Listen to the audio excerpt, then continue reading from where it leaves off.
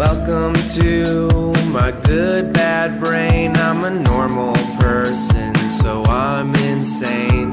I've got depression and ADHD, but I'm doing better since I medicated me. I'm still not always sure whether I exist or what being a person even really is, but I figured out a long time ago that being alive is beautiful. Hello, friends. Memorial Day. What a day. What a day. It's supposed to be a day off, but what's a day off? You know what I mean? This day and age.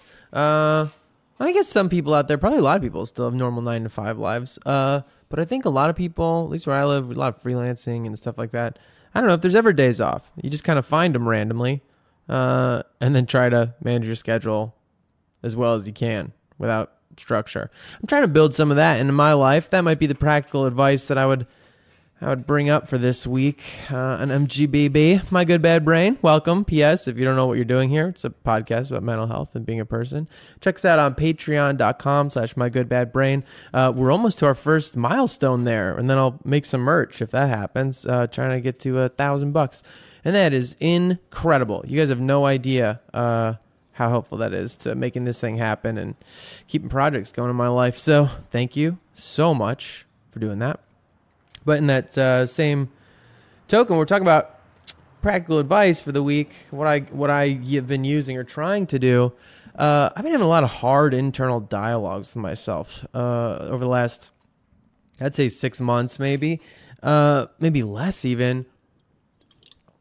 6 months, 6-7 months. Basically, since I started doing the psychiatric medication, since honestly Burning Man. It sounds really funny. I've become this horrible stereotyping since Burning Man, but that isolation in the desert for a while and just kind of the space of that. Since then, a lot's been changing. I'm facing a lot of things that I've avoided a long time. A lot of things that had to do with, I think, like creating a sense of validation for my experiences and what was hard, what was going on, and what seemed inexplicable or unjust or in the universe, like things that were out of my control, and being able to come to terms with really acknowledging that and accepting that and honoring that was necessary for me to now be where I'm at in my life, where I feel like I'm doing sincere, internally motivated reflection and judgment of myself, regrets I have regarding behaviors in the past or even currently, and realizing, man, I've been really good at doing sprints of change in my life. Saying for this month, this week, whatever, I'm going to be a psycho. I'm going to do this project. I'm going to like really stick to an eating thing or an exercise thing or a project completion schedule. And then just going away. I think it's a million times harder in many ways, in a sort of insidious way, to create small rhythmic shifts. Consistent practices of wellness, I guess we could call them. And I think I've been adding them a little tiny bit at a time.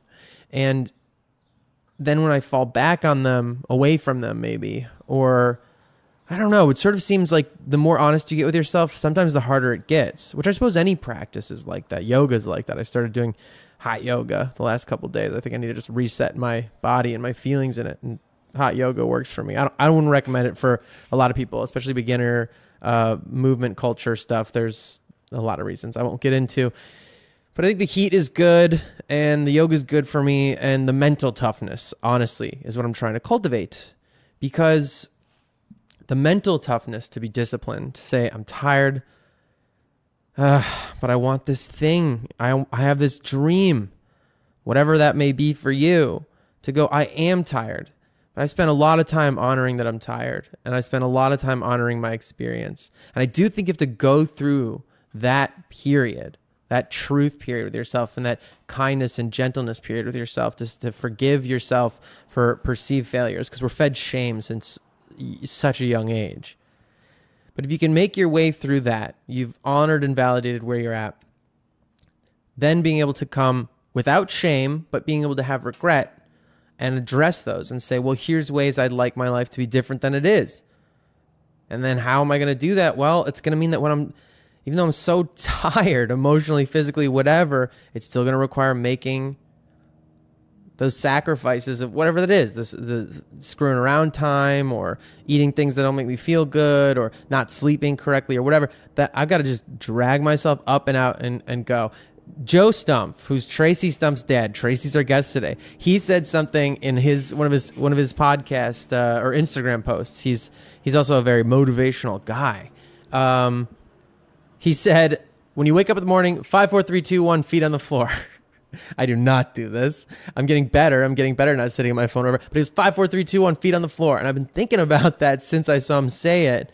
Just being able to literally get my mind in a place where I can do things I don't feel like doing. And I think so much of our culture forces us to do that with no consideration of our experiences that we a lot of us in our wellness practices avoid it and just try to validate anything we do.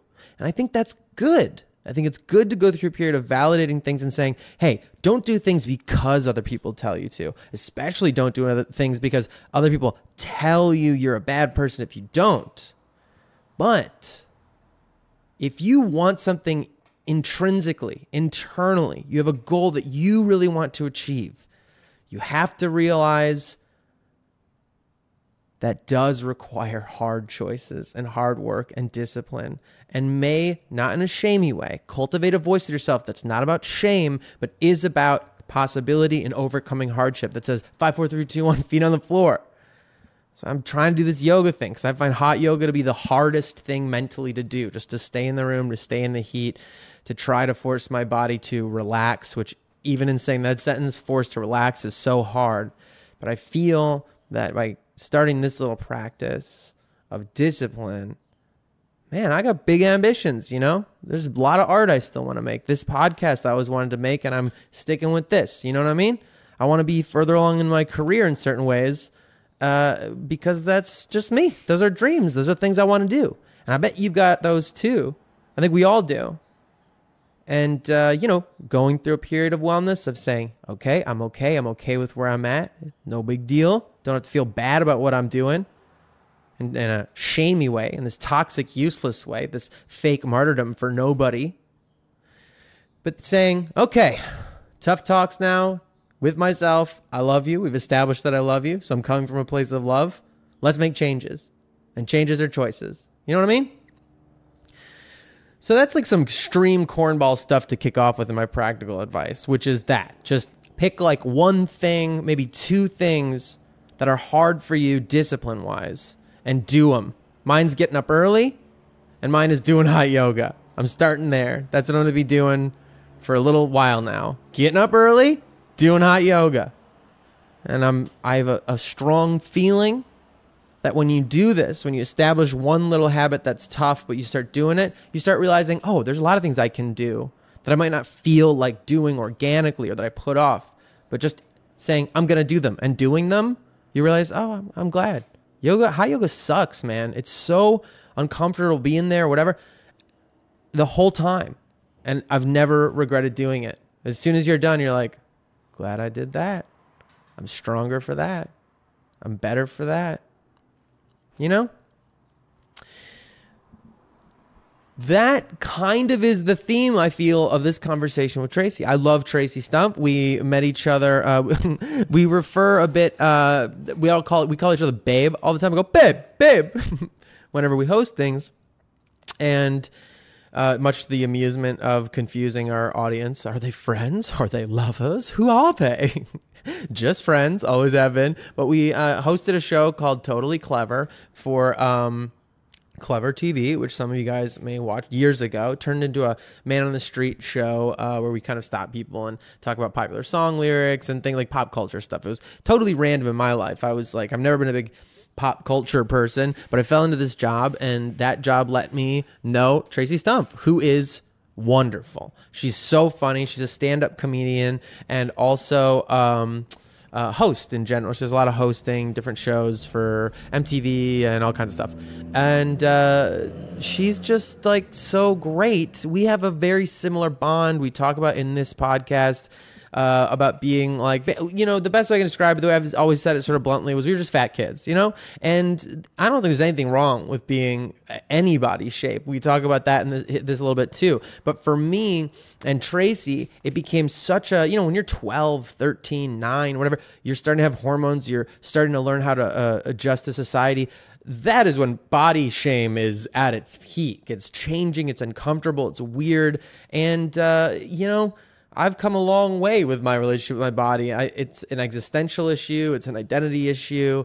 But Traci and I, we joke about this thing that we had, this core pain of self-hatred from when we were kids and felt ugly.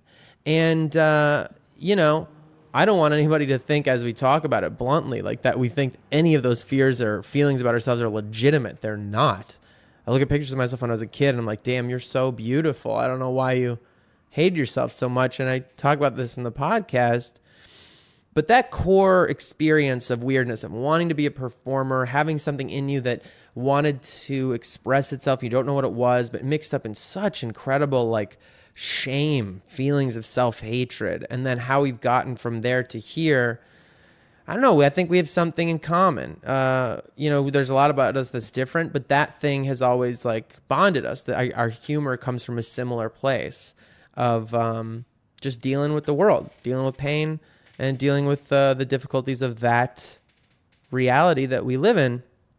So yeah, I don't know. I always love talking to Traci. I like how, like, no bullshit she is. I like how sassy and funny she is.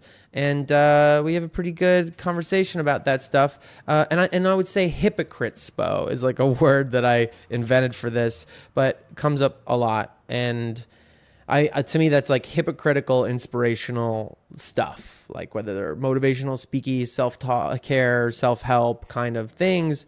You know, I touch on it sometimes in... you know, this podcast regularly with like the whole what's something cheesy you find inspiring question. But like, we both have this thing where like we can't turn off the thing that makes fun of everything we see. Like we have this response to the universe. Everything is worth making fun of to some degree. I always thought that was a funny idea too, that people get so mad. They're like, you making fun of me? It's like, listen to the actual phrase. Like you're taking something and making it fun, making a fun thing of it. And I know making fun can be abusive or whatever. And I get it. It can be mean. But in general, the hilarity of uptight, like angry, serious people getting mad because you're making fun is just so hilarious. It's so beautiful. It's in the very phrase. Oh, excuse me for taking reality and making it fun. What a transgression. How rude. But we like to make fun of a lot of this stuff that we then also actually legitimately use. And I think that's been a theme of a lot of the things that I work and satire around or whatever, satirize. You know, the moon juice video I did is like that. Like when I get sick, I still just go get juices and ginger shots and stuff like that. I've done yoga a lot throughout my life. I think my mom said about that video, she saw it and she's like, as soon as you're kind of like putting your foot over your head, you realize, oh, this is an inside job. And that's so true. I mean, I have a whole thought about that, which is for another time. Like making fun of stuff always comes from a place of love for it. Like you can't love them for being human. You can't criticize something if you don't like truly if you don't love it on some level, if you don't identify with the humanity in it. That's for another day. Traci and I both kind of have this thing, this hypocritspo thing. We love to make fun of stuff that we also genuinely then use. So that kind of became the theme here. And we bounce back and forth just talking about our thoughts about a lot of things. I will say this as a last little disclaimer. I love to disclaim. God, do I love to disclaim. Traci's one of the earlier conversations I recorded. I'm setting up some new conversations.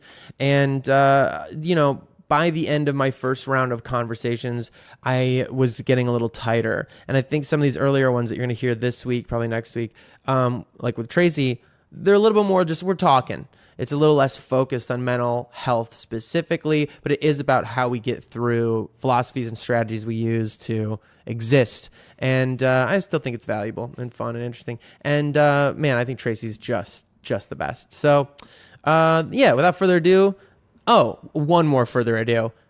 In that, I'm going to be doing conversations coming up. I think I'm going to do some conversations with some listeners potentially. So let me know if that's something that you would be interested in hearing, because I some of y'all have contacted me with like amazing stories or feedback that I think is creating some real connections and maybe helpful conversations just in the microcosm. And this whole project's a little bit microcosm, so it might be nice to do that, to create some, not me just seeking out people that I know who might be relevant to listen to, but also just talking about each other, to each other. You know, everybody's an authority in their own experience, right? And I think a lot of the experiences y'all have are just so invaluable. All right. Thanks, y'all. That is the end of the adieus. One more time, patreon.com/mygoodbadbrain. I am going to start drawing rewards this week. I think I'm going to have to adjust rewards a little bit because I am getting realistic about the work that this podcast takes in addition to trying to make the rest of my life work.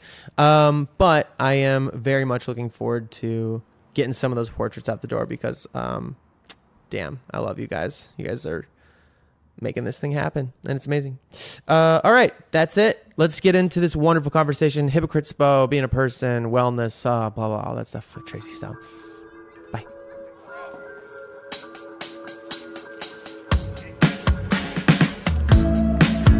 That thought, when I was having some difficulty getting into the thing in rehearsals. Yeah, that makes sense. Yeah. At like 12. Well, and the director was talking about it, and I guess I ended up saying something like, I don't relate that much to this character. And he's like, what do you mean?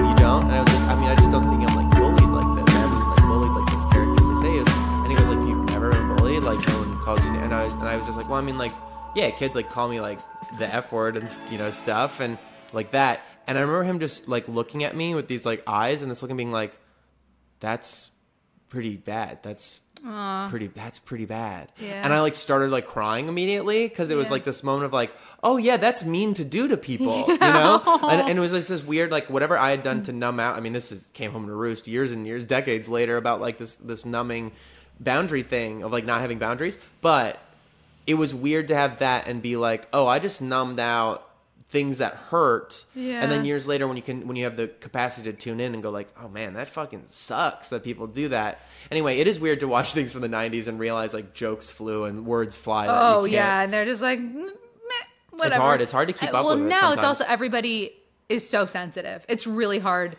to be politically correct and just it's just hard to talk without biting your tongue, you know, Dude, or tell having me to about apologize. I like had a moment yesterday where I was like, do you know Esther Koo?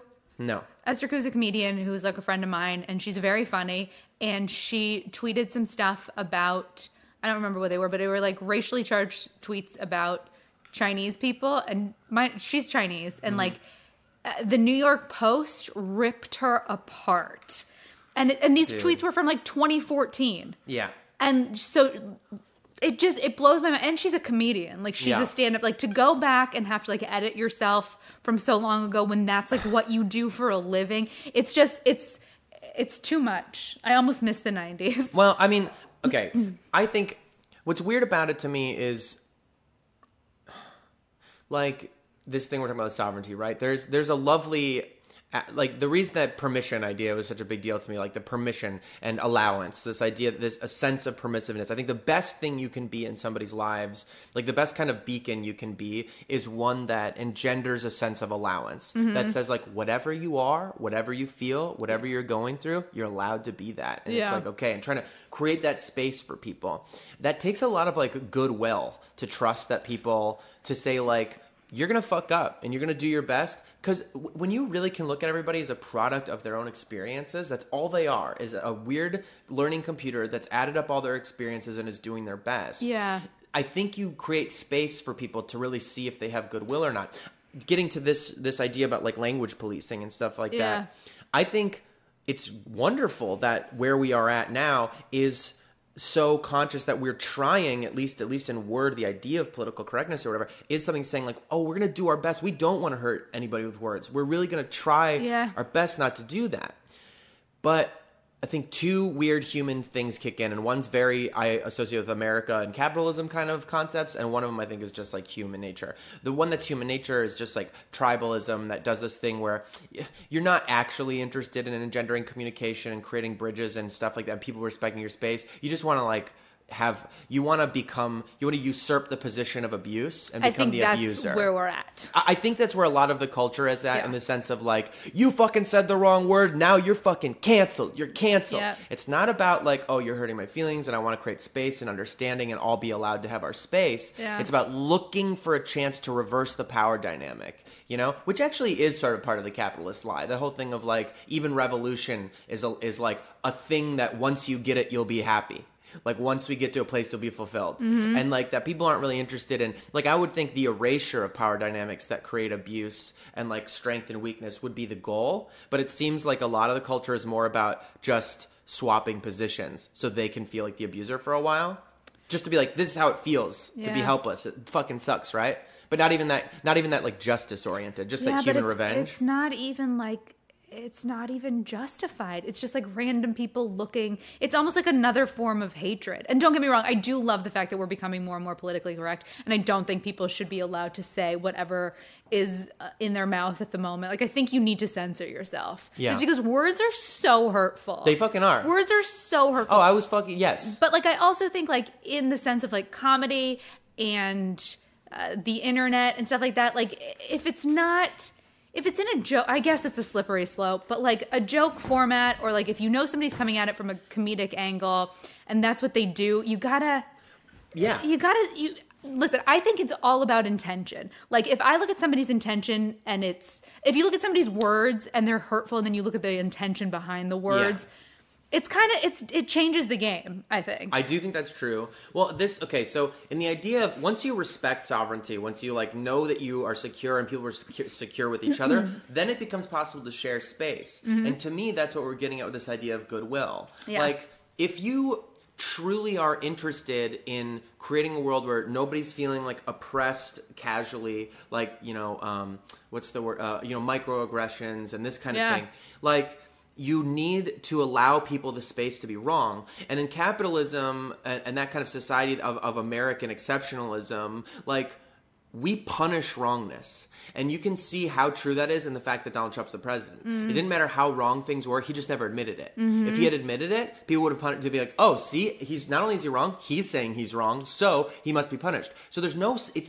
so if you catch me saying a word I'm not supposed to say, my instinct immediately is like, I better fucking defend this, explain this, defy this, get mad at you for how dare you. I'm doing my best. I'm doing my fucking best. Why are you getting mad at me? You know, why are you trying to... And then that person has this reaction where they're like, and all these fucking SJWs came after me, and that's who they are. That's who feminists are, and all these people, they just fucking want to like hurt me, and I'm doing my best. And like people have these crazy overreactions because there's truly like no space allowed to go for somebody to feel comfortable to go like, I fucked up. I really am doing my best. I don't want to hurt anybody. Yeah.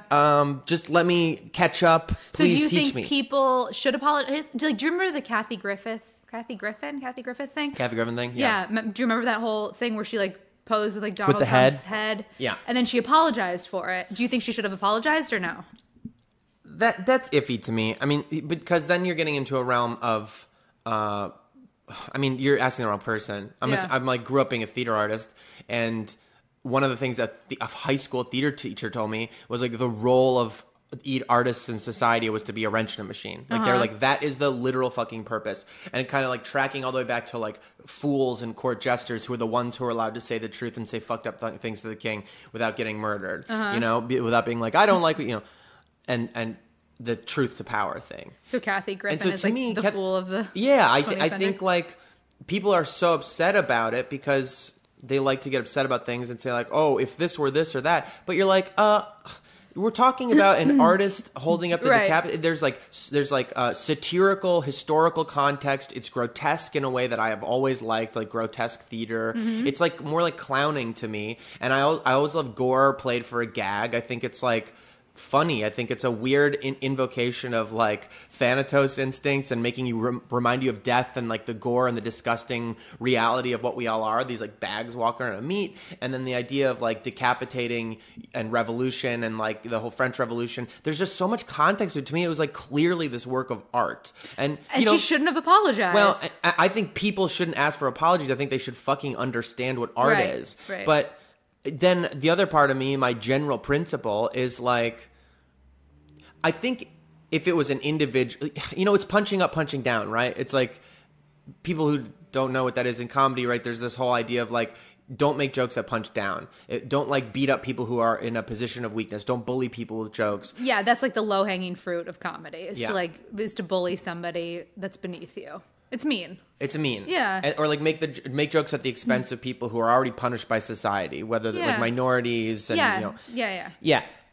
I'm sorry, but the fucking president of the United States is the most punching up you could ever get. Sure. You know what I mean? Yeah. Like, he is the fucking figurehead, not even Donald Trump. Because Obama has a lot to fucking answer for in my book. One day will. He never will. Fucking like George Bush killed millions of Iraqis and he's fucking making paintings and being a fun pal on the fucking late night shows. No one will ever answer for these things. Yeah. But regardless of being Donald Trump and being grotesque in my feelings for whatever at that individual, he's still the figurehead of the greatest fucking imperial war machine in the goddamn world. In the history of man. Mm-hmm. The idea that you can't fucking be as savage as you fucking want at that figure as like a expression or art or a joke. It's the ultimate punch up. It's like a gut punch up. The ultimate punch up. Yeah. It's like that hits you on the chin. Yeah. Which frankly, like, when people get mad about jokes at the expense of their families and stuff too, it's like, it's the same thing. It's like, I'm sorry people, but like there is a difference. Yeah. I don't think you should go after kids necessarily,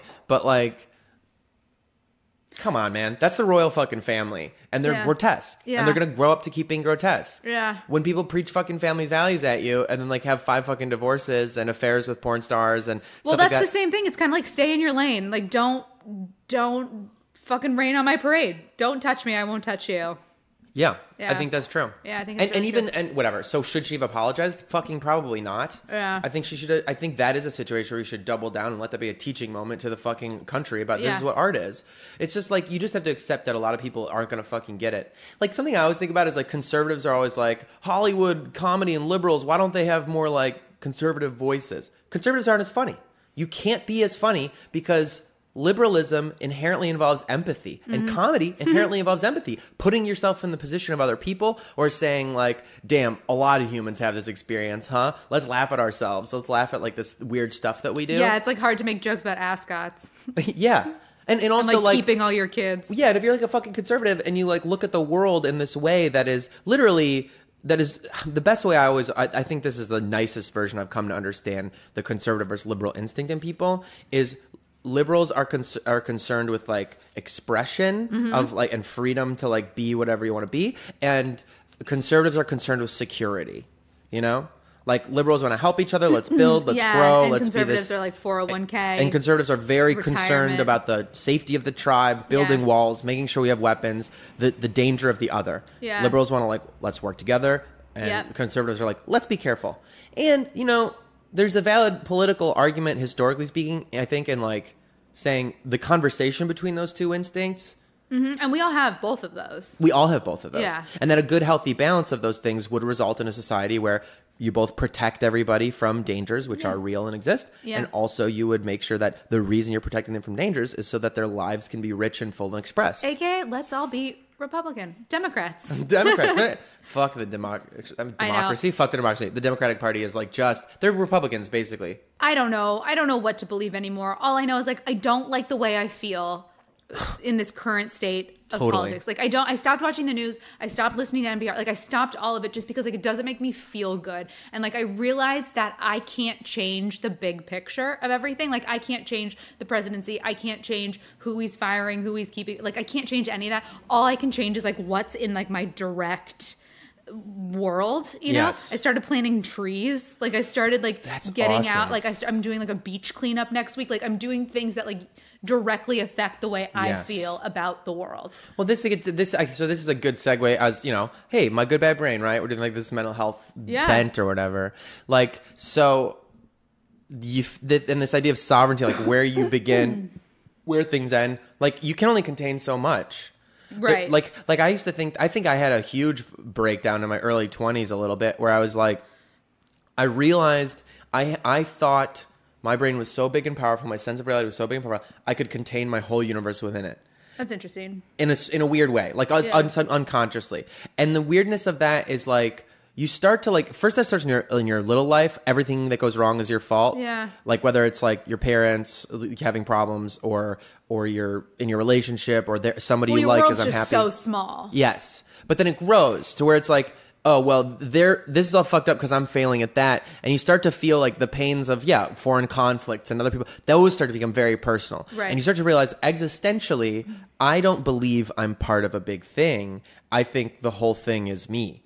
Like a solipsism thing. Like, I believe like my impression of the universe is something that's just contained through my processor. Mm-hmm.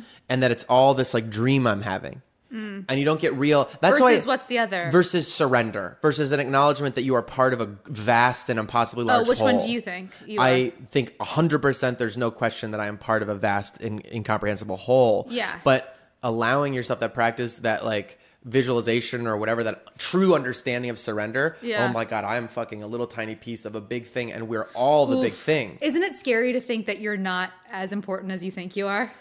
I think it's scary. I think ego death is scary. Ooh, yeah. It's because terrifying. Because it's all you know for so long. That's correct. And I think it keeps you safe. Like ego and it keeps the organism alive. It like keeps the tube functioning. Right. And it takes like maturity, maybe a faith, a kind of bravery. Well, I think to start ego to is throw a that word out. that people throw around so much now. It's like one person read The Secret and they're like, use the word ego, spread it. And it's just like now everybody's like, is that your ego talking? Or Well, like, that's good. That's true. Your ego. We have to maybe clarify then. I think ego is colloquially used to mean like your arrogant self or something like that. I think ego means the thing that is in you that wants you to succeed for reasons outside of just being. You know what I mean? Like all we're meant to do is just like, if you really look at like who you are, you have all your needs met. You know what I mean? Like you have like a roof over your head, whether it's like a nice roof like this or like it's a tent. You know what I mean? Like you have a place to sleep. You know where to get fresh water. Like those are like the basics: food, water, shelter. And I think like anything outside of that is a little ego driven. I think that's true. But like also, thank God. Like I'm so glad I have an ego. Like, and I'm so glad that my ego drives a lot of the things that I do and that I want. Does that make sense? Yes, it does. I think so. I would say my thought about the ego is maybe like when I use the word ego, I think I'd add a little bit more to it, existential or something, that I truly believe the ego is not just that, which seems like very informed definitely by identity, by societal values and pressures and things like that, personal pressures. But even further, I think ego is truly the illusion of identity in general. Sure. Like the identity that I have created that is wholly rooted in this vessel. I mean, this will be a thing that happens on this podcast a lot, is talking about, to me, this idea my whole life have struggled to really understand, but the relationship between my true self, as I call it, think about capitalized letters, and my vessel, and understanding that my perception of my true self, whatever I consider to be my identity, my soul, my consciousness, my spark of whatever, I would call it the signal. Like the body and reality here is the TV set, and the signal comes from somewhere else. That's the thing I believe, and I don't know how to describe it beyond that. But that the vessel, it's very hard. The ego, a lot of ideas of our sense of self feel very real, and we have to remind ourselves that they are all constructs of the body, of the brain, of chemicals smashed around, of electrons smashed around, of amassed experiences in society, and that is, to me, the ego. And there's so often that I feel like I'm having conversations with Jarrett about like, and Jarrett as my body. Yeah. And being like, well, what does Jarrett want and need? What does Jarrett feel like is real or not? Is that real or not? And those kind of things. And that is the ego, which definitely as part of it are those things, the pressures of society and the you know. It's funny. Do you know John Fisher? No. Oh my God. You guys should all go look him up. He's so funny. And he has this great joke. And he's like, it's funny, the more debt I get into, the more spiritual I become. Because it's like one of those things where you're just like, it's just my ego, man. Like, fuck it. Like, I'm just going to sit here and, not. And it's so true to me. Because it is a good crutch to get out of reality. I fucking totally agree with that. Yeah. I also think, I was talking to someone about this the other day. This is a little bit trite, I guess, but a fun, lovely I was thinking one of the topics we would talk about was what I've been calling hypocritspo, which are like that we are kind of cynical, funny, sarcastic. We're funny people, We're just great. We're just kind of like funny, smart, like, we just like exist and we're funny. Just like so savage and like sharp, fucking lit, savage. But like that, I think both of us in the time I've known you, I've come to like we both are like into like some fucking dorky inspirational shit that actually resonates with us. Yeah, at all times. Yeah, so like that's my like hypocritspo, what I'm hypocritically inspired by, and some of it are like dinky metaphors that are so obvious. But one of them is like I think sometimes. Like you'll be like you're in a pit, you're in a hole, and you'll never get out of that fucking hole. Then someone starts pouring literal shit into the hole on you, and then you get out of the hole because you're like, well, fuck, man, it gets worse, and the getting worse goes like, well, I guess I'll fucking drown in this literal excrement if I don't get out of this hole, and so that allows you to get out of the hole, and that's like a whole breakdown, breakthrough. You got to hit rock bottom, blah blah blah. But to me, the thing you said about the debt thing is like that. Sometimes, okay, so then I'm gonna keep going a little further. Segue this with something that was going on with a friend vaguely was like something I've experienced in people. If they don't if the system works for them for too long, they will fucking lose their shit later in life the first time it breaks down. So like, sure, of because course. you believe it's real and it functions, and you're like, I'm a good person. Child actors. Yeah, I'm a good person. I'm following the rules. I worked really hard, and then I got the job, and I paid the taxes, and I've done all the things. Yeah, and I have the wife and the kid and the then car all of a and the sudden, house. things start to fucking not be working. Yeah. You can't keep up with all the fucking bills and all the little rules, and you get tagged here or there on like a credit check thing or something because you just didn't pay attention. You didn't notice the one letter that came, and you start to go like, what am I doing wrong? I'm doing everything right. What the fuck? And you realize, oh, the system is set up to fuck you, to fail, to keep people oppressed. I have a close family who's friends with some like billionaires or friends of billionaires and was around with them. I was just like, billionaires just don't exist in our universe. They don't think about credit or banks or if you're going to get a parking ticket and the parking ticket's going to like screw them over. Yeah. No. But that there is something profound about that thing of realizing those fucking people like are outside of the system. And there is something about that if you experience early on in life, sooner than later, how much you can't control. Again, this is about sovereignty. It's about learning. When you really can learn about your sovereignty, you also learn where you end. And do you think you have that perspective? And I feel like I have adapted that perspective, not as much as you have, like, because you're way fucking deeper than I am. But do you think that's because of your childhood? I think it's partly my childhood. I think partly it's my dumbass fucking brain, some mental issues that I only this last year got like officially diagnosed and started taking medication for. Yeah. I also think it's because I've fucking failed a lot. Yeah. Like a lot. I'm reading this book right now called Light is the New Black. Have you heard of it? No. It's fluffy, but it's good. I love there's it. like this one chapter, like the excerpt to the chapter is like, I hope you break down and I hope you fail. And it's like, and I hope you trip and I hope you fall and I hope you scratch your head and then I hope you get a concussion and then I hope, and it's like all of these hopes like that are so negative. Yeah. And it's like that way you can like get out. Fuck yeah. But like I have different hopes for myself. Well, yes, that is okay.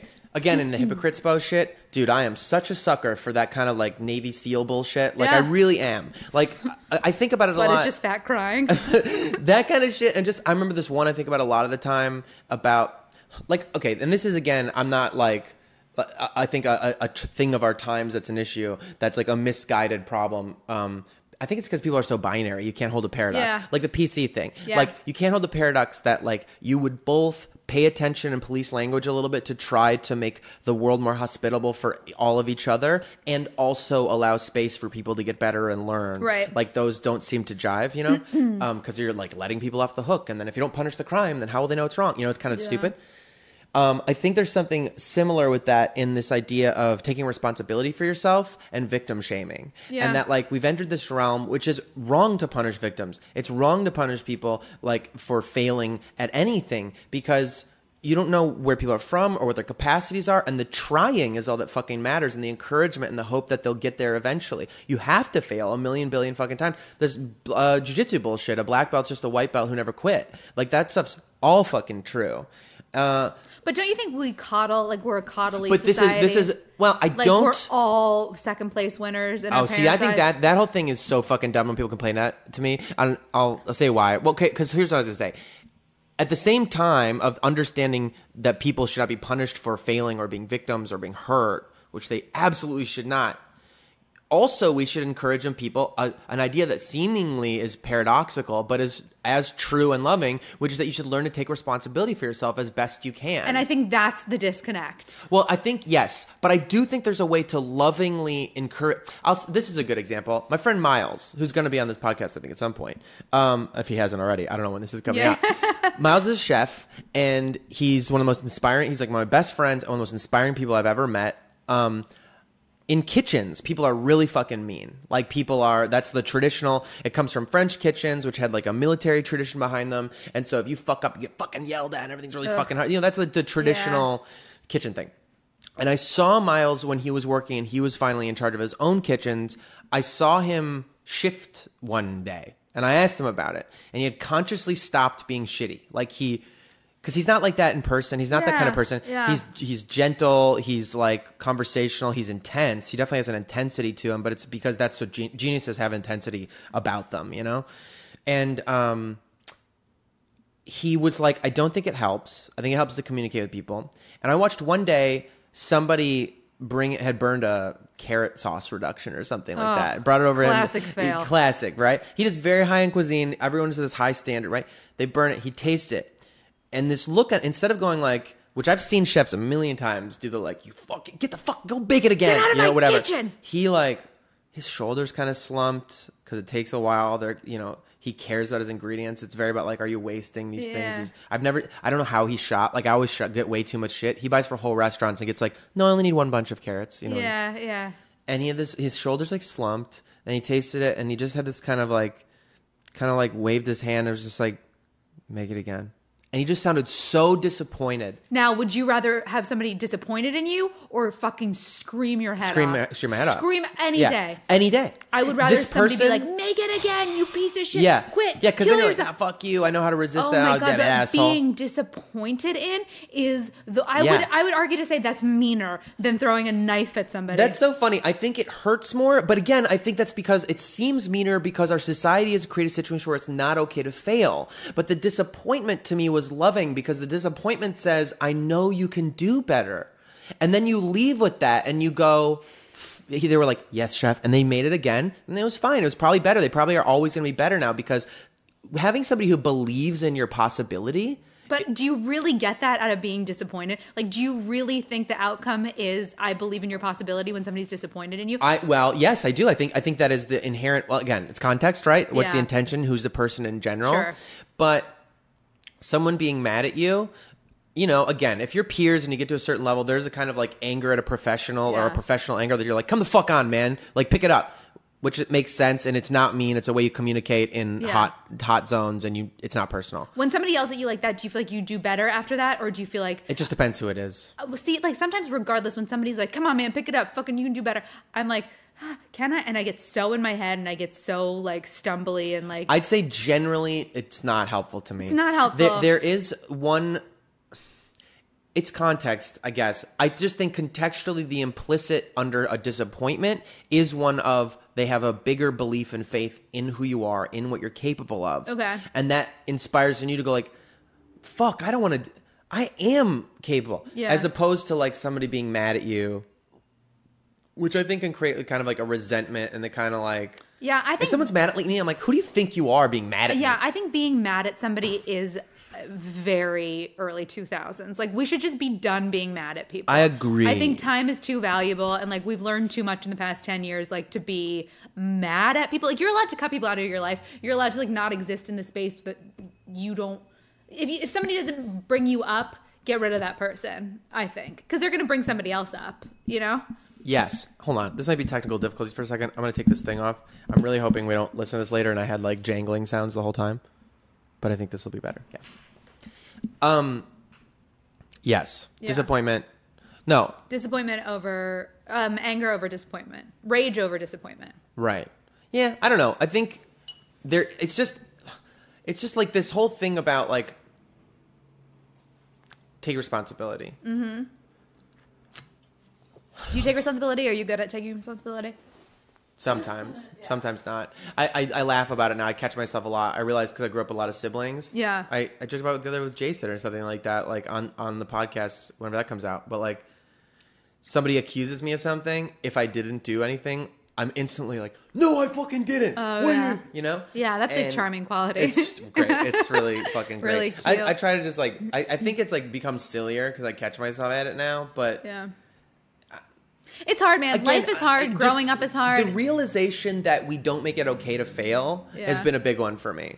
Oh, and then so like realizing, I think the bigger thing about failing over and over and it making you a better person ultimately also, isn't just like some simple idea of like you pick yourself out of your bootstraps and you get back up. I think it's healthy, very fucking healthy to really understand your boundaries and understand that the morality as we understand it isn't like a law of the universe.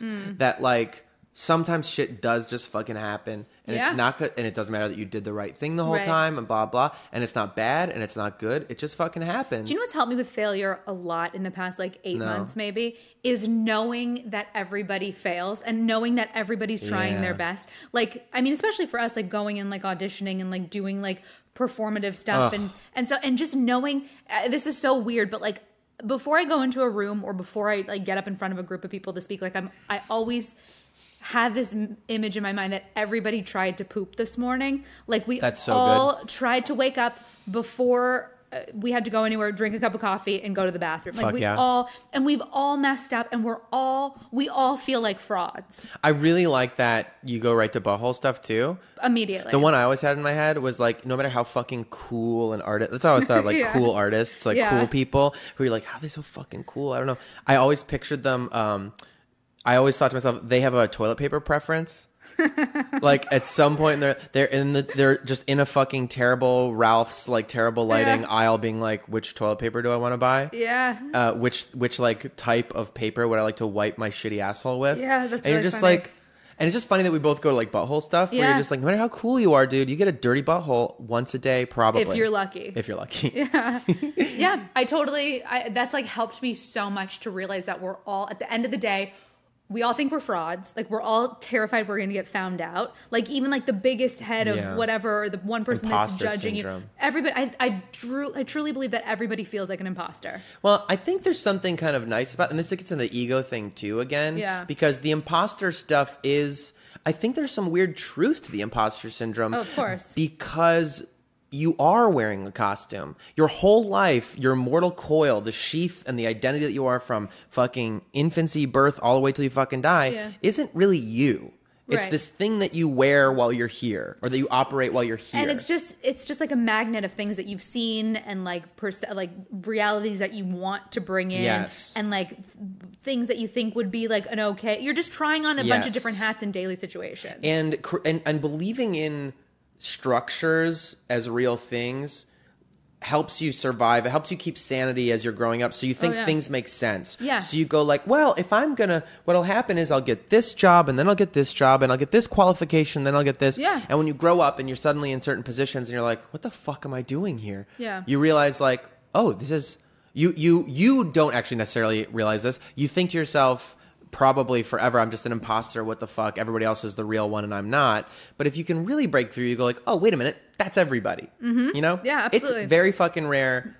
The fucking McNamara in the Vietnam War or whatever, who ran the Department of Defense, he was like running car factories before that. And they were like, Fell into the job. we think your car factory experience will be really good for bombing this little country. Bananas. That's bananas. But also, you know, he got the job. You got the. I booked have to pee. I booked it. McNamara's like, I booked He's it. like- I'm the Secretary of Defense. Papa. I booked it. I'm going to bomb Vietnam. Do you think we could bomb Laos too? I know they're not part of it, but it might be fun. But fuck it, I made a Ford. Yeah, Cambodia, throw them in. I have to pee. Yeah, go pee. Okay. Actually, and I'll pause this because then I can test the sound. Whee! Okay. All right. I learned, apparently there's like two kinds of organisms. There's like diastomies, and so I fucking gonna say the wrong word, but we are the kind that when, oh, let me fix that thing too. So sorry. It's bad. It's probably just fall again, I don't even think I realized it fell. but. All right. There's two kinds of organisms, and I Yeah. forgot what they're called. One's called a diastome or blastome. I don't know, something like that. Okay. But basically, they're like the first orifice that is formed, the first like hole that's formed in the organism when the cells are all are collecting. Yeah. It either becomes a mouth or it becomes a butthole. Oh, what? Is And that on- why they look yes. so much alike? And on people, it becomes a butthole. So I really love that the What about first dogs? thing. What about dogs? I think they're buttholes too. They're like, I think all normal animals as we think of them. Yeah. Like the cells form into your asshole first. What about a seahorse? I don't know the answer to that. I think Oh. because it's weird. It's some kind of like bug. I'll Google it. Go on Wikipedia. Hold on. You want me to find the actual No, term? I don't. I don't care enough. But I just like the idea so much. Because that's because mouths and buttholes kind of look the same. Well, I think about that all the time. I think about that a lot too. And I think that's why Snapchat filters were created. Really? Yeah, because- so you could film your butthole. Well, I've never tried, but I do feel like if you put... Whoa. If you like pressed it, maybe that's not the only reason they were created, but I do think... Listeners. I do think if you were to put your butthole on a Snapchat filter, you could make faces. You could like make it rain hearts. Deuterostomies. Sure. That's what they're called. Also a Bible. I know it sounds like that's why I think I'm pronouncing it like that. It's probably like a deuterostome or something, but deuterostomy. I'm like Deuteronomy. Deuterostomy 3. The book of buttholes. Wait. Oh, so okay. Ego, Yeah. growing up, the shell, whatever. Failure early, who you think you So much are. failure. Wait, and we were talking about ego or something like that. Buttholes, toilet paper. But the thing being I was cool. very related to that was you and I both, this thing we bonded over very early, is I Yeah. would say our t-shirt in the pool youth. Oh, I think we bonded. I think we're soulmates on some level because of our upbringing. Yes. And just because of our like sheer aesthetic as children. I think 100%. We're both like Zoftig as youth. We were gross. We're plump. No, I mean, here's the thought I have about that really Yeah. quickly, because I'm sure there's people probably listening who are going through awkward phases who don't feel Sure. great about who they are. One experience I constantly have, maybe you'll feel differently, but I don't know, is I look at pictures of myself in the past. I look at pictures of myself as youth, and I'm just like, this kid is so fucking beautiful. Aww. Why does he fucking hate himself so much? Do you know what I mean? I remember hating myself. Yeah. All through my life. Yeah. And you're just like, what the fuck? And it's even like the lens gets shorter. Like you look at a selfie from like a year or two ago, and I remember being like, Oh, look and you're how like, gross I look I look. so good. It's insane. It's insane. I think about that more recently than I do like as a child. Like I'll look at a picture of myself like a couple of years ago, and I'm like, wait, why didn't you eat carbs? Like you look beautiful. Yeah. What are you doing? Yeah. I think that's really important to keep in perspective. Yeah. Because I really try to now, when I start to fucking self-hate again or be like, hey, you know what's going to happen is in 6 months, a year, 2 years, You're gonna 10 be like, I years, wish I you're going to still be looked like, like that. you're fucking gorgeous. What is wrong with you? Yeah. Even like weird imperfections and stuff, I think like in a weird like aesthetic way now, I'm like, I think like pimples are like cute. They're like, yeah. I mean, I get them. I'm like, oh no, I have a pimple. But like, you know what I mean? Like there's something very youthful about a dapple of acne. Very, very youthful. Yeah, little under eye bags. Yeah. Very childlike. Very Olsen twin. But I think like being kids who felt weird in our bodies and like we always wore t-shirts in the pool and stuff. Be like, Always. I burn easily. Really, I just don't want anybody to see my boobs. Oh my you know, god. my fat Jared boobs. and I were. I mean, we were. Do you think you weigh the same now as you did as a kid? I weigh more now. You weigh more but now. I'm taller and I'm definitely more muscular than I was as a child. Yeah, for sure. For sure. That's, But I think, no doubt. but that's part of, to me, was like in this exchange or this discussion with your vessel and stuff.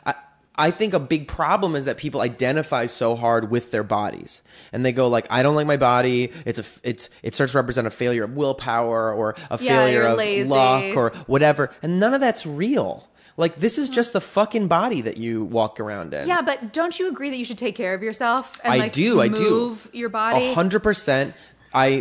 Jason, my fucking roommate, gave me a paradigm shifting definition of fitness. I asked him like, what do you think being fit is? What do you define as fit? And it's so dumb because I've spent like 15, 20 years like looking at this kind of like physical practice. Wait, what is it? He just goes, I think it's just when you feel good in your body. And I was like, whoa, that's so Yeah. dumb and simple and trite. it just can mean whatever it means to different people, and that's what fitness should mean. Yeah. Because if I say I'm fit, I feel fit, I can do really deep squats, I can move in different ways, I feel I have my body. I can't run across the fucking Utah desert 240-mile race that some people can do. That's fit for them. But that's what would make them happy or not. Right. And then sometimes like walking up a flight of stairs and not getting winded is fit for somebody else. That's correct. Right. Mostly I think for me it's become I just don't want to be in pain. Yeah. Which is a lot of physical practices that I pursued, lifting heavy, doing different things, and doing them in irresponsible ways at the time, which I recommend lifting heavy. I'm not saying there's anything wrong with that. But like, don't CrossFit yourself to death. Don't do anything to death, but dude, you got to find your boundaries so you can find them. I think there's a lot of benefits. Break down, break through. Yeah, there's a lot of benefits. Got to pull a hammy to know what you can lift. To a certain, I don't think that. Don't hurt yourself, but I think you should fucking push your boundaries. Sure. But I'm also super conscious of like, I don't fucking think there's blanket statements for people. Wait, when did you get cute? I think I got cuter. Do you feel cute now? I do. You do. But I think that's because I love myself more. When was this shift? Not in like, but it's because I think everybody's kind of cute. Yeah. Unless they have like a darkness to them. The things that make people not cute are not what people think. The things that make people not cute are not like a body mass index or a fat to muscle ratio or anything. I truly believe the things that make you cute are our cruelty, your anxieties, your fears, a sort of apology for existing is something that triggers like an unattractiveness in people. That's very weird and real. There's like this thing, you would think by being pathetic, the human instinct would be to eliminate. No, that is the instinct. Yeah, that's what I'm saying. Yeah, you would think that it would be like, oh, I'm going to please don't hurt me. Yeah. But it does this weird trigger in people where they want to kill you when you do that. And I think that's so interesting to know about people. And there's something about it that's like, oh, you don't even care to stand up for yourself and protect yourself, then you're going to be bad for the herd. You're going to be bad for people. Well, it's the same thing like when people kind of like randomly apologize, you get it into your head that they've done something wrong and you're like, well, fuck you. I don't want you on my team. Yeah, exactly. Yeah. And man, there's obviously a lot of problems with that. Like we were talking about, like you need to have room for people to apologize and say, fuck, I did something wrong so that they can do better. Yeah.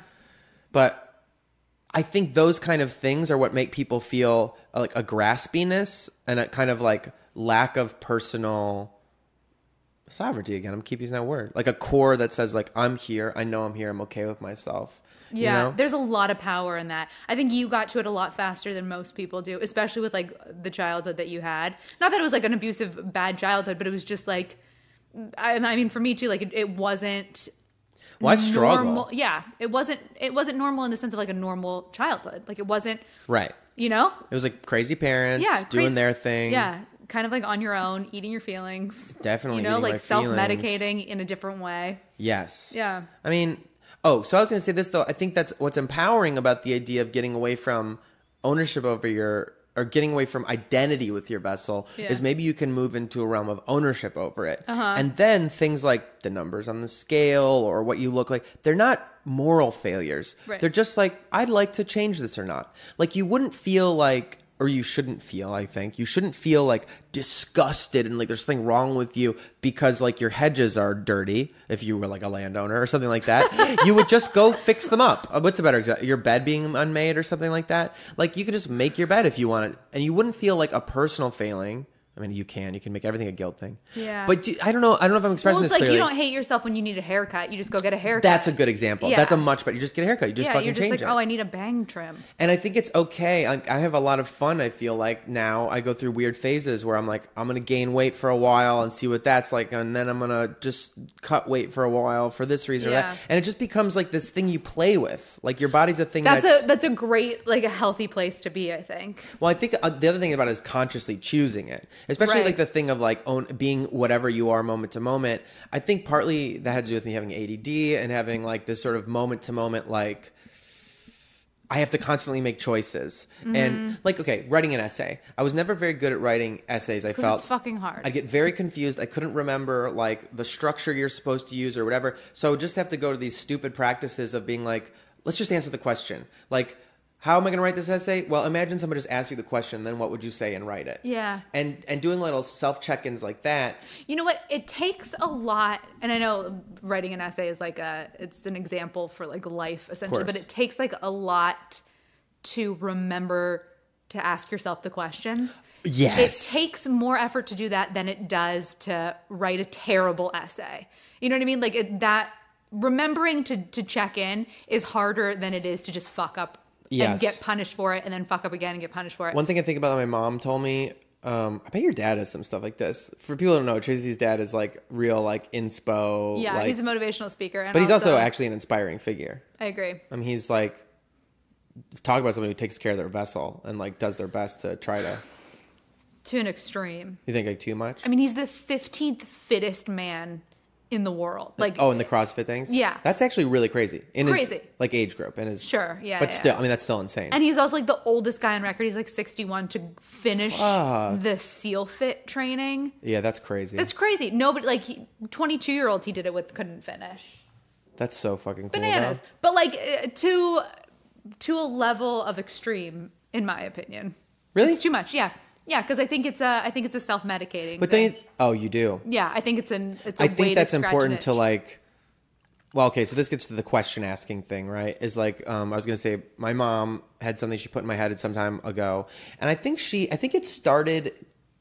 I associate it with a few things that she said over the years. Mm-hmm. One was it started with a thing that I used to joke about, but like she's been in a couple marriages and relationships and stuff, and she started this practice of inquiry, kind of. That's how I think of it now. Where she said it's important to check in with your partner and go like, "Who are you today? Who are you today?" You know. And I used to joke about it and became this like phrase like, "Who are you today?" But it's actually a really wonderful thing to go like you can take for granted who somebody is in your life. And so I then started to do this thing of applying it to myself. Yeah. And then my mom had this other inquiry practice that I associate with it yet later that she taught me. That it was like. Basically asking yourself, is this true? Is that true? Or what if that were true? And that kind of a thing. And that line of questioning is so fucking helpful. Yeah. Where you just go like, what am I feeling? I feel bad. I feel really bad. What kind of bad? I feel pissed, like I'm not a good person. Why? Well, because I ate things I wasn't supposed to eat. Oh, okay. So if somebody else ate something they weren't supposed to eat, would that mean that they were a bad person? And you'd be like, no, that's crazy. Yeah. And you'd be like, oh, okay. So does that mean that you're a bad person because you ate something you weren't supposed to eat? You're like, no. You know, I'll have another taco. Yeah. Or go like, well, what is another reason that you maybe shouldn't be eating it? Do you think it's a moral failure or is it because it's going to hurt your stomach later? And you'd be like, it's going to hurt my stomach a lot later. Are you willing? Do you want to like shit your brains out for a couple days or do you want to like make a better choice? And they go like, I don't know. Today I feel like shitting my brains out. I don't care. It tastes good. Yeah. And then other days you're like, nah, you're right. I'm going to not do this. But that kind of like non-judgmental internal questioning. So helpful. But so slowing down and asking yourself questions before it gets to the shit your brains out part is so hard. That's the practice. And I think that's the true success, regardless of what path you decide to go down, just to slow down for like 25 seconds or however long that took you to say like it and ask yourself those important questions. Yes. Dude, I have like really bad anxiety. Like that's like my like crippling thing.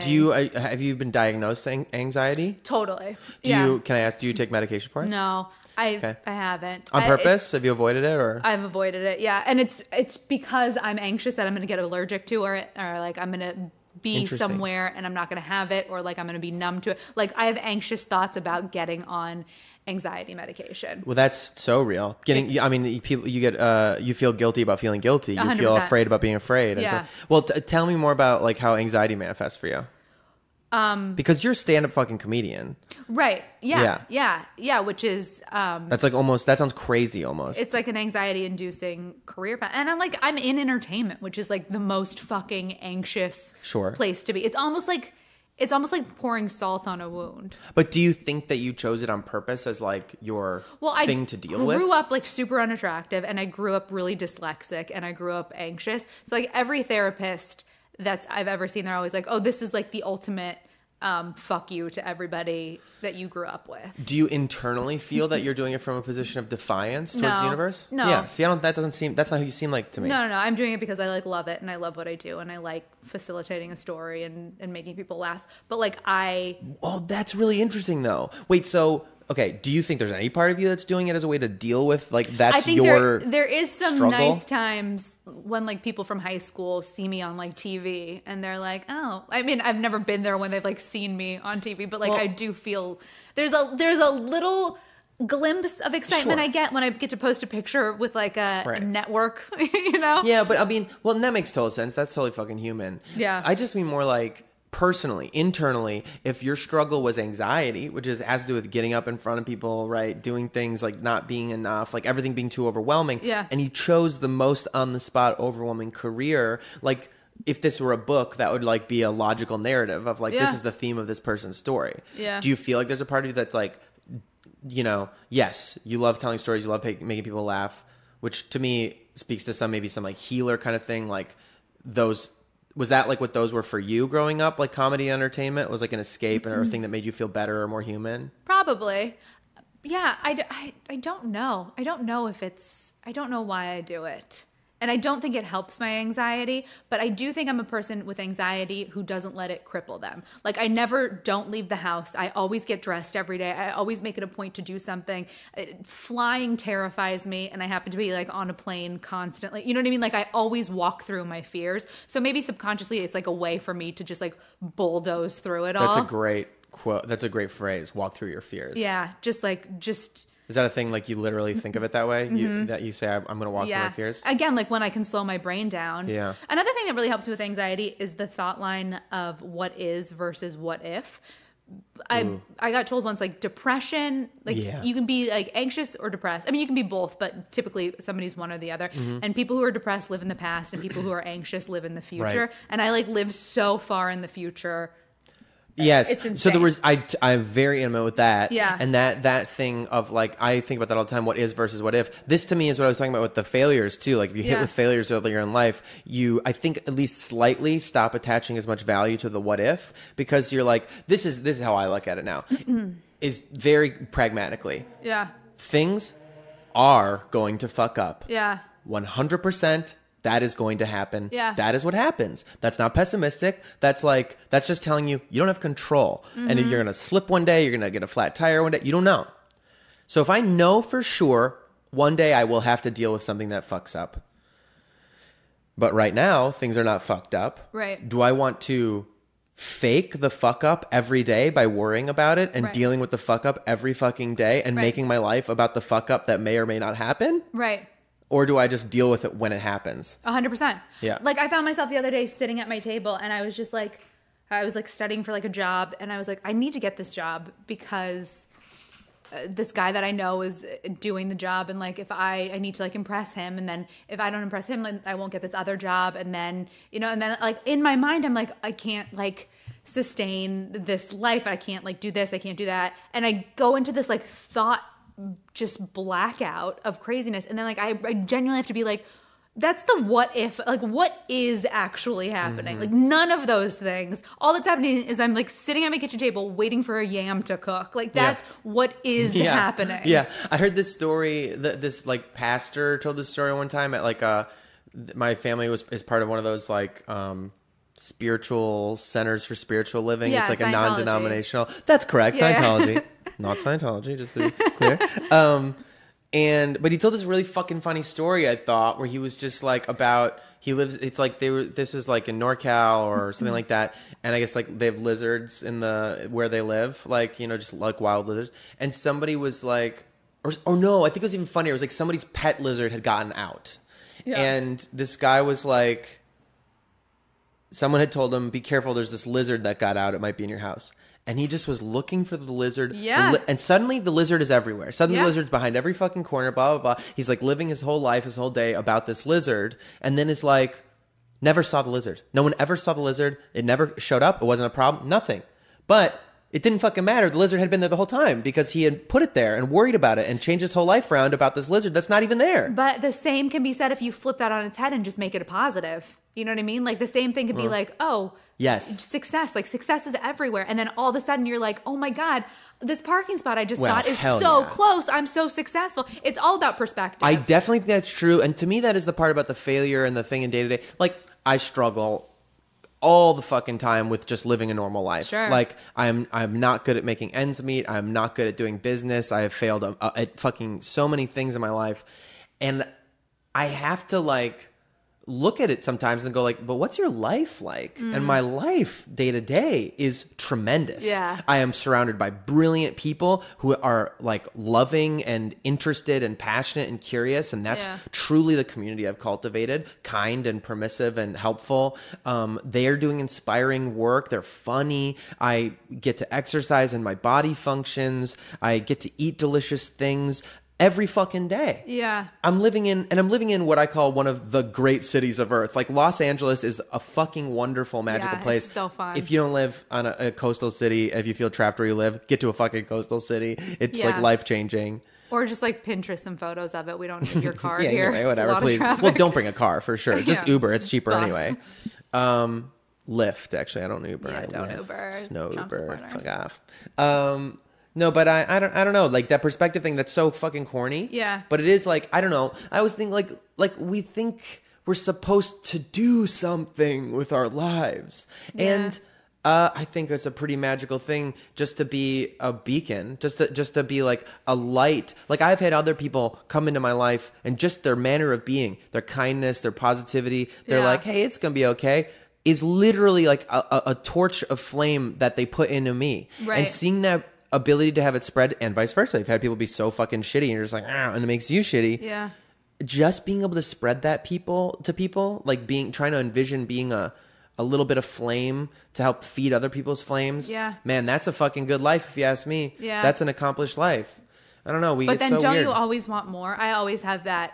I have that, like, I won't be happy until, and then I get that thing. And then. Yeah. I mean, that's going to be a just- practice of inquiry for you, though. I feel like, because that is part of the fucking lie that we're all given. I know. Frankly.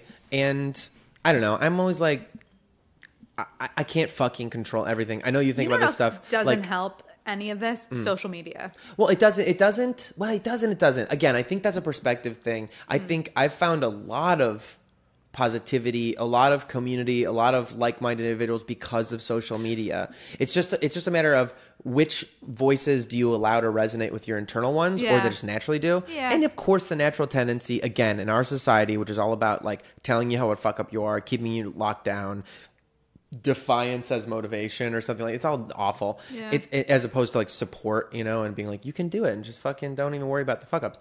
Like, the negative voices are what resonate with us. Yeah. Also, I think as like funny people, it's the mean ones are so much funnier usually. Totally. There's like fodder there. Someone just being nice to you is like, I have to resist often like reposting or responding to negative things because it's funnier too, Yeah. but I don't want to energetically encourage that Yeah. stuff. Oh, absolutely. It's just, Sometimes it's too good. it's too good. It's too good. It's too easy.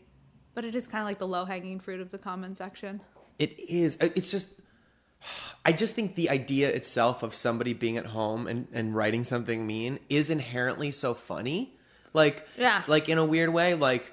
Because guess what? I've been that bored. You know what I mean? Like, Yeah. and we've all had those thoughts. And I know like a lot of people are like, where do they find the time? It's like, I have like a couple of hours. To be a little piece of shit. Yeah. That's so funny. Well, I actually do run myself through that sometimes too. Or I tell other people who get upset about comments or whatever. Oh, people, you can't get upset about dude, it. Of course not. But like, at first I'm like, have you ever left a comment on a YouTube video in your life? Right. And that number's rising. It's becoming more and more, whatever, Yeah. people do that. But definitely, even if you have, you think like, what are the ratio of things I just see versus things that I leave a comment for? Right. And how about if I see something I really like, do I ever leave a comment?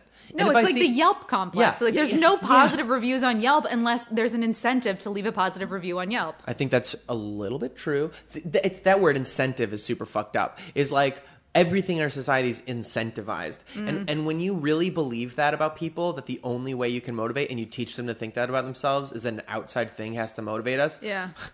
I think that's a lie. I think that is something we're taught and we accept and we go like, yeah, why would I do anything if not? Yeah. But is fucking a lot. Like you just said, like you don't really know how you ended up doing this thing that is directly fucking with your deepest emotional and mental difficulties, anxiety and stuff like that.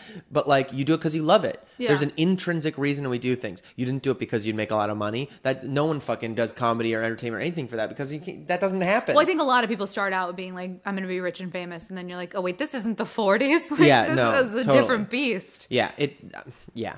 So the idea that humans can't be intrinsically motivated, that they need some incentive, is gross. And I think like as soon as you start removing the idea of incentive and start going like, well, what do I want? What's my internal compass say? And let me get in touch with that. Things start to change a lot. I completely agree. The walk through fear thing you said I wanted to come back to because I think that's like very empowering. Like I think it's very fucking empowering. And again, with the body stuff and the idea of ego and who we are, to say like, you do get to make choices about who and how you are. Mm-hmm. And I remember being a little kid and thinking, because of fantasy books I read and heroes I read in those books, I want to be a brave person. Scared all the fucking time. Scared every day of my life, leaving the house, just scared. Yeah. And being like, well, what would be a brave, what's brave? And literally logically going like, well, I'll make rules about it. A brave person, when something scary is there, does it anyway. Yeah. And I just started doing that. Yeah. And man, morality is a fucking hard thing when you hold yourself internally to it. Yeah. Because then whenever you're in like a moral problem, like you're in a situation, if you've set rules in your head and you go like, well, the kind of person I've said I am is the kind that's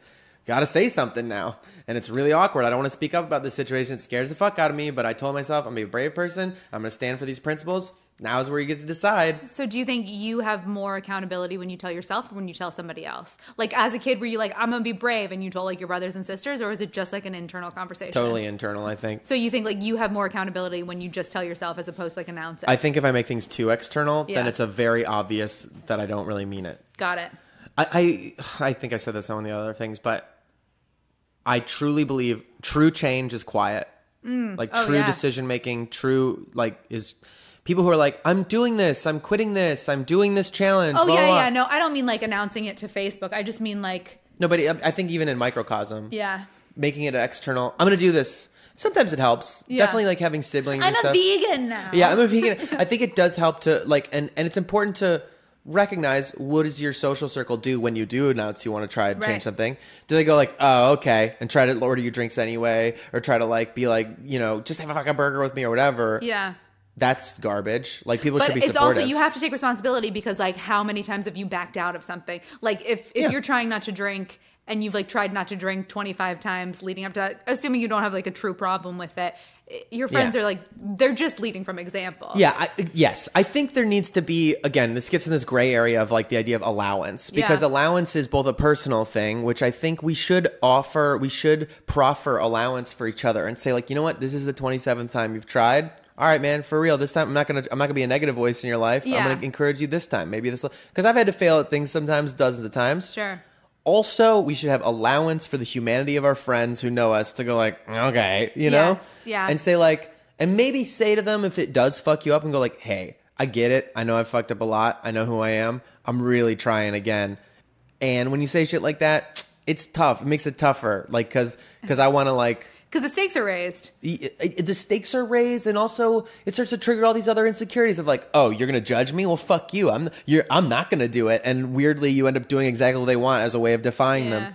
What's the fucking point? I am a fucking failure, whatever. Yeah. I think it's important to be able to communicate that. And if your friends don't come back and go like, oh, all right, I'm sorry about that, then you should look at that and think, how are people putting their toxicity onto you? Yeah. But you also need to allow, like, people aren't trying to be, you can't just quietly stew and be like, nobody even supports me, I'm trying to change my life, blah, blah. And the truth is, most people aren't thinking about you as much as you're thinking about you. That is definitely You know what I mean? Self-obsession is a growing epidemic, and it's just like, you gotta remember, nobody gives a fuck what you're doing. Yeah. Nobody cares. Drink, don't drink. The only time drinking, I think, and I do drink, and I don't have a problem with it, but I don't know why I keep coming back to this, but like, it's like... It's just a good example. I agree. We should clarify, I should say, we were talking about this before we started. I have stopped drinking this year, not in like a program, like sobriety thing. Yeah, but if you do have a problem, you should get into a program. Yeah, I just felt like I was doing it too much. Well, this is... You were saying... What did you say earlier? There was something about the... It was like this idea of, are you doing something compulsively? Self-medicating. You were talking about your dad working out too much. Yeah. Or something like that. Like,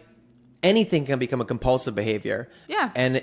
It's weird because a lot of self-improvement behaviors are things that change your chemical experience. Mm-hmm. You get dopamine, you get serotonin, something, and you have to be able to look at anything that's affecting your brain chemistry that you're choosing to do. You have to go like, am I doing this to self-improve, or is this something else? Help or hinder. Yeah. Yeah. Help. Yes. Help. Ooh, my friend said about drugs. They were like, they said, they were like, I endorse the drugs that help you face your problems. I do not endorse the drugs that help you run away from them. That's interesting. Yes. Yeah, that's a very like spiritual mentality. That's like very anti-cocaine, very pro-mushrooms. That's correct. Yeah. That's exactly what I read it as. Yeah, I'm like, okay. And I was like, where's weed? Where's weed in this? Yeah, I was exactly. like, it's a little bit of a gray area there. And it's different for everybody. No drug has ever helped me face a problem. Truly? Yeah. Not even alcohol? I like drinking because I think it's fun. But I've never woken up from a night of drinking or even having like 2 glasses of wine and been like, yes, good on you, Traci. Interesting, really? Yeah. I have, in the sense of like, I truly think the greatest thing we can do together is just break bread, eat and drink together, and celebrate. Like, congregate. Sure. Yeah. You know what I mean? In that sense of like building community. I have like images of just toasting together, and I have beautiful memories that were like correct. Okay, I take it back. I do enjoy that, but I just was taking it as like facing your fears. I mean, even us, like, we've had like afternoon rosé hangs that are so like nice. magical. Yeah. So nice. Tequila shots before a shoot. 100%. Yeah. Like all that stuff's so fresh in my mind. Yeah. I just realized that I had gotten to a place where it wasn't a celebratory. It was very escapist. And it was just so casually done. You know, you'd sit like, I'm going to write now. And over an evening of writing, you'd kill like 3/4 of a bottle of scotch and not even feel drunk. And be like, what? And that becoming regular. Was like, you're gonna get so hammered when you start drinking again. I definitely am. That's definitely true. But it's I will say I just feel better, man. Totally. Your body starts processing inflammatories a lot worse as you get older. Yeah. And, oh god, yeah. I stopped drinking for like 2 weeks maybe, and I was like happier. You know, but then also like I don't like going out with my friends, and like I like do like a lot of dinner stuff. I don't like being in those situations and not drinking. That's fair. You know? I have in the past felt that way. I felt like really fucking like, oh, I want to drink so bad. But I have this time around, for whatever reason, it's been easy. Like, that's super great. Well, fucking that means it's right. Well, and also I've realized I have not. I think in the past, maybe some of the groups of friends I was hanging out with like weren't people I could not drink around. You had to be like a little hammered to hang out. Yeah. Give us something to do. We're doing good. We're both They're sober. drinking friends. We're having fun, right? Us? Yeah. I mean, we're like, damn, we're deep in it. I should probably get to the 2019. This is crazy. Okay. All right, let me get to my questioning section, because this is like, I think we should start wrapping this up. I mean, I could really do this a long, long fucking time. Can I just say one more thing that I have a problem with that maybe you can articulate for me a little bit better? I struggle with the idea of letting it come to you versus working really fucking hard and pushing down every single door. Like, what's your line of thinking about that? Like, do you think it's something that should just like be naturally, like if it doesn't flow to you, then it's not meant to flow to you? I think this is a paradox thing. This is like, again, you just have to be comfortable with this paradox, which is your perception's your reality, like whichever one you want. No, definitely not that, because there is some level of like, I mean, I think the biggest lessons of this kind of stuff to me come from like jujitsu and things like that. And like, I'll just jump to jujitsu metaphors, I guess, because they're easy for me, where a nice thing you learn about jujitsu, other bullshit martial arts, or when you're a kid or you watch movies and you get this idea of like fighting or whatever, you learn like, oh, my technique will always defeat whatever. Like, and when you do jiu-jitsu, which is like wrestling, but the goal is to get somebody to tap out. So it's like not even just to pin them, which is like, if you get pinned, you can always be like, well, maybe I'd scratch his eyes out or do something I could get out if I really wanted to. Truly being helpless. Fucking helpless. Someone's going to choke you out. You're like, this is the jungle. I'm dead. Literally nothing I can do. The first time that happens is the beginning of a wonderful journey into like what being helpless is. Oh, fucking no. You died. You just died, dude. That's what that's like. Yeah. And it doesn't matter how strong you are or how blah, blah, blah, whatever. Whatever you've done up into your life till this moment right now where you're getting choked out is all nothing. Yeah. And you could look at moments of that and then extrapolate and go like, okay, so I'm going to die one day, or I'm going to fail, like letting things come to me. It might not happen. And go like, so what if it never happens? Does that mean you shouldn't have lived the life you lived? You should have never tried?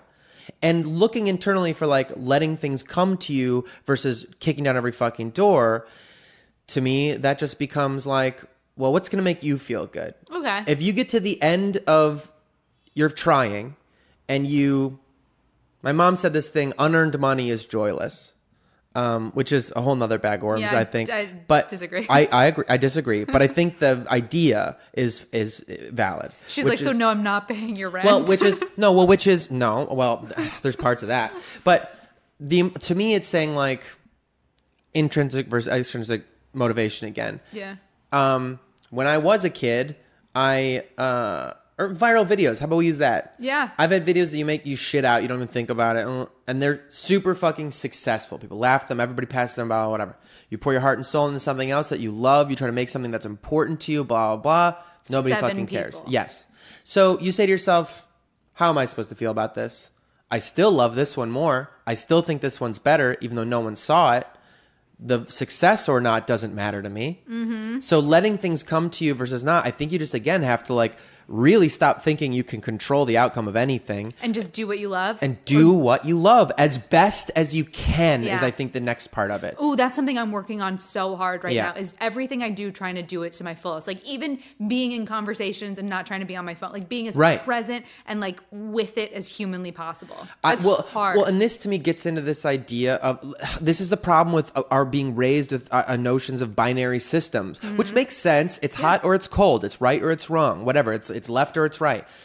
But it's so fucking dumb because there's something intrinsic that talks about meritocracy or something and says like, if you get something, you deserved it.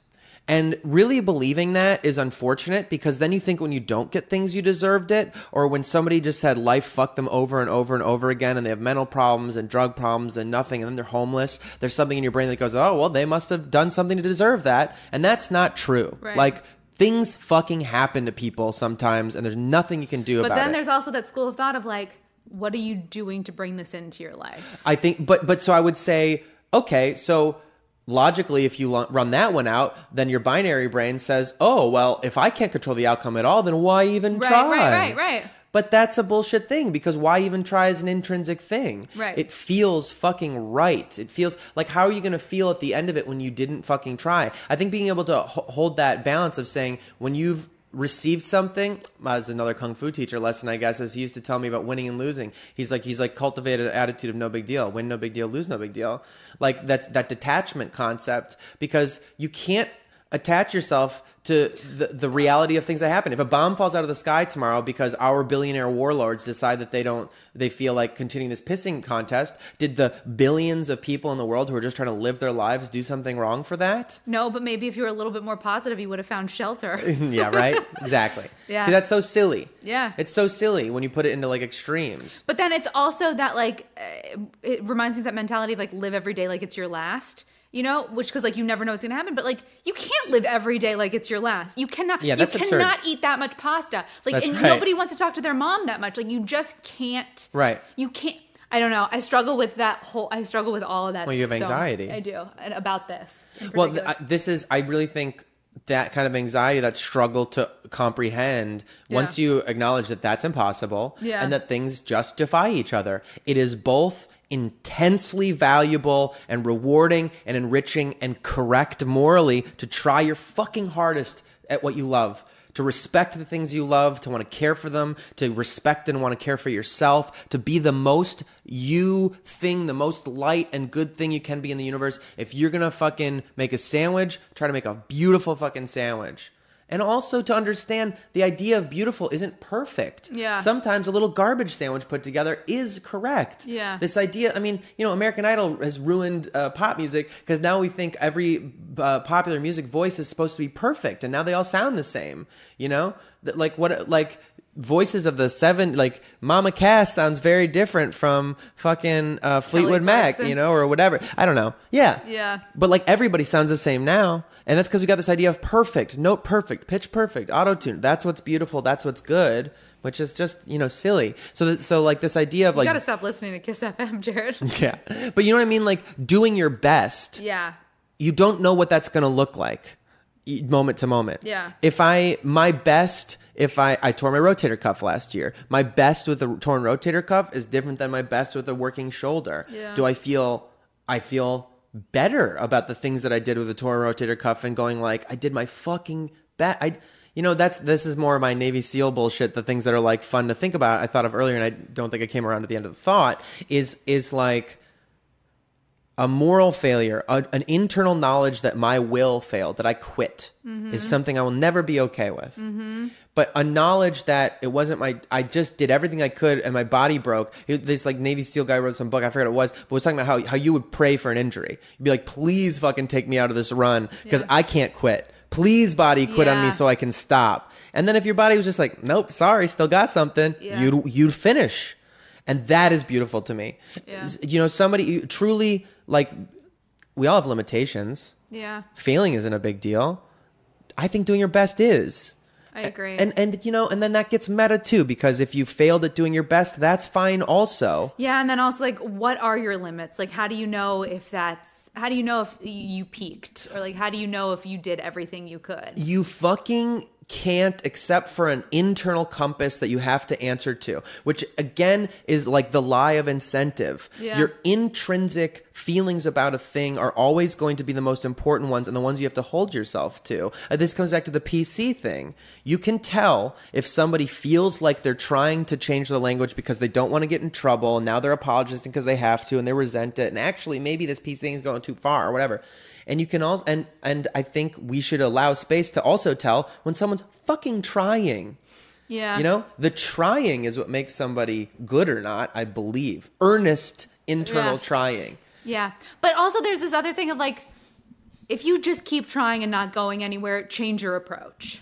I definitely think that's true. Yeah, like it's sad to I'm watch. not going to blame anybody. I'm not going to blame it. anybody to banging their heads against the wall. I'm just not going to. Yeah. Some people choose to do that, but I think you should. I think that's a form of self-hatred. I do think you should become aware. Yeah. And also don't continue joyless practices.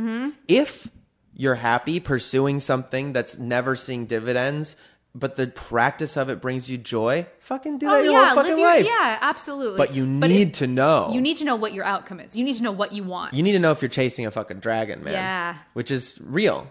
If you're doing a compulsive behavior because it's too hard to be with yourself, you better start to get with yourself. Totally.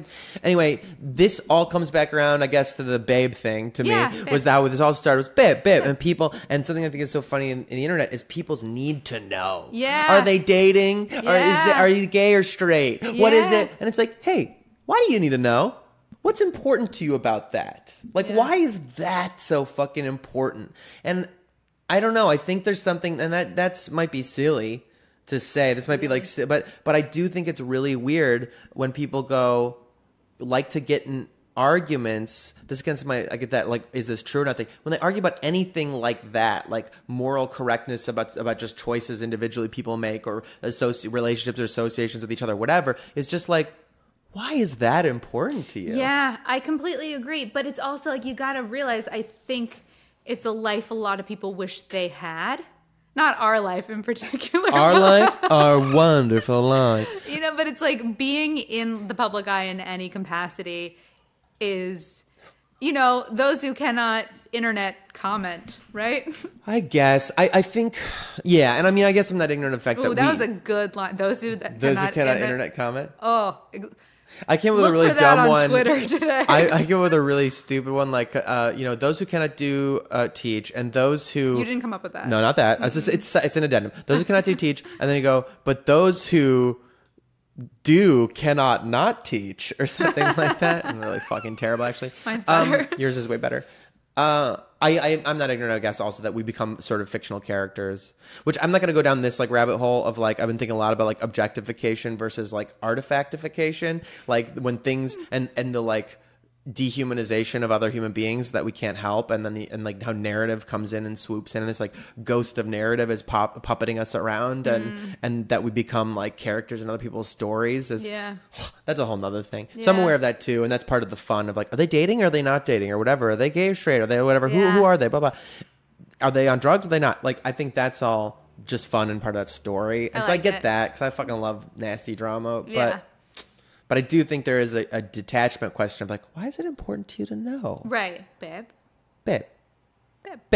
Okay, this has been long. I'm not going to cut much of this. I really like it. Good. I don't think you should. Probably none of it. But we are going to move into the question segment. The irony of my conclusion segment is I'm calling it 6 quick cues. Okay. That, you know, maybe aren't so quick. Oh. We'll see how quick they are. I sent some of them to you earlier, but let's, okay. So here we go. 6 quick cues. The first one is talking about practice. Okay. Do you have any consistent practices these days?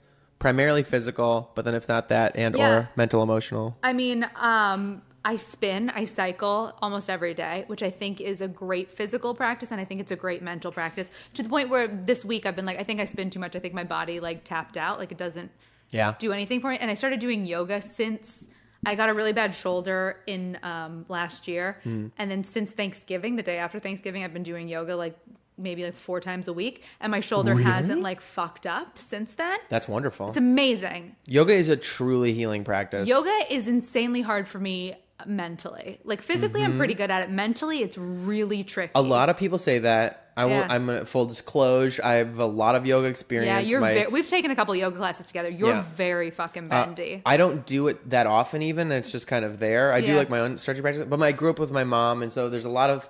My mom's been doing it since I was a little kid, so there's kind of like a lot of thoughts about yoga in the popular eye, and I have some like judgments, obviously, about like the commercialization of yoga. It's an ironic. It's a thing that doesn't. The principles of yoga don't flourish under capitalism, and so like yoga works on these things, big business. They're all starting to fail and stuff because you're like, you can't. Oh my god, what a crazy concept that like this thing yoga, the thing about teaching you that you're enough. It's not about poses. It's not about bends. It's about your body being well and being well with yourself. Oh my god! And everybody's like, grab your 4-pound weights and we'll meet in Warrior 2. It's like that doesn't jive with something about like self-improvement. You're never fucking enough. You're gonna get someplace. That being said, it is one of those things that if you do it, will heal your body and will keep you well forever. But getting away from that part, more to what you're saying, I always say that sometimes people are like, I just can't do yoga. It's too slow. It's too like, and I'm always like, hey, not to be fucking corny, but you should do yoga. Yeah. It's scary to like really sit with your own head. I love it though. Like after the first like 2 weeks, then I was like, okay, cool. And the other thing that I do that's not physical, but is journal. Like I journal every morning for like 40 minutes. Really? My favorite thing of my day is I wake up at like 6 and like make a cup of coffee. Shit. And I just like sit and like What time write. You go to bed? Like 8. Wow. No, You're I go to bed person. at like 10. You're a morning person. I love the morning. Mornings are very good. I always love them when I have them, but they feel like a treat, Yeah. I always have that thought where I'm like, just because my brain is like never wants to go to sleep. I still have like a little kid thing of like, if I'm awake, I'm not going to bed. I don't know why. Yeah, it's like there's cotton candy to be had. There's cartoons to watch. I do have a cotton candy machine in my house. Candy floss. All right, those are good. Do you feel like the yoga and the writing stuff like is helping with the anxiety thing you're talking about? I've been a journaler forever, so I don't know if that helps or not. It's just like nice to like. And I have terrible handwriting and I'm a bad speller. So like I look at my old journals and I'm like, huh? Like, are they things that you plan to use for stuff like stories or jokes? No, or it's just like thoughts about my day, dreams I had, things I want to get accomplished. You're like debriefing with yourself. Goals. Yeah, it's just it's a check-in. And then at the beginning of every month, I write a letter to myself acting as if it was the end of the month, saying everything I wanted to, like being like, hey, Tracy, April was fantastic. You accomplished this, this, and this. Can you believe that you got, like, you were so nice to I think that's really fucking great. Yeah, it's very helpful. Like, treating yourself, like, as a person outside of yourself is because everybody has this thing where you're like, I would never most of us would not allow someone to talk to our friends the way we talk to ourselves. And that's a constant thing for me. I'm so mean to myself. And I don't even try that hard not to be. But I do feel like when I sit down and write, I'm never mean, I'm never like, fuck you, how did you fuck this up? It's always positive. Dude, that to me, self-love, I think is a hard thing for people to comprehend because it sounds so arrogant. It sounds so anti-puritanical.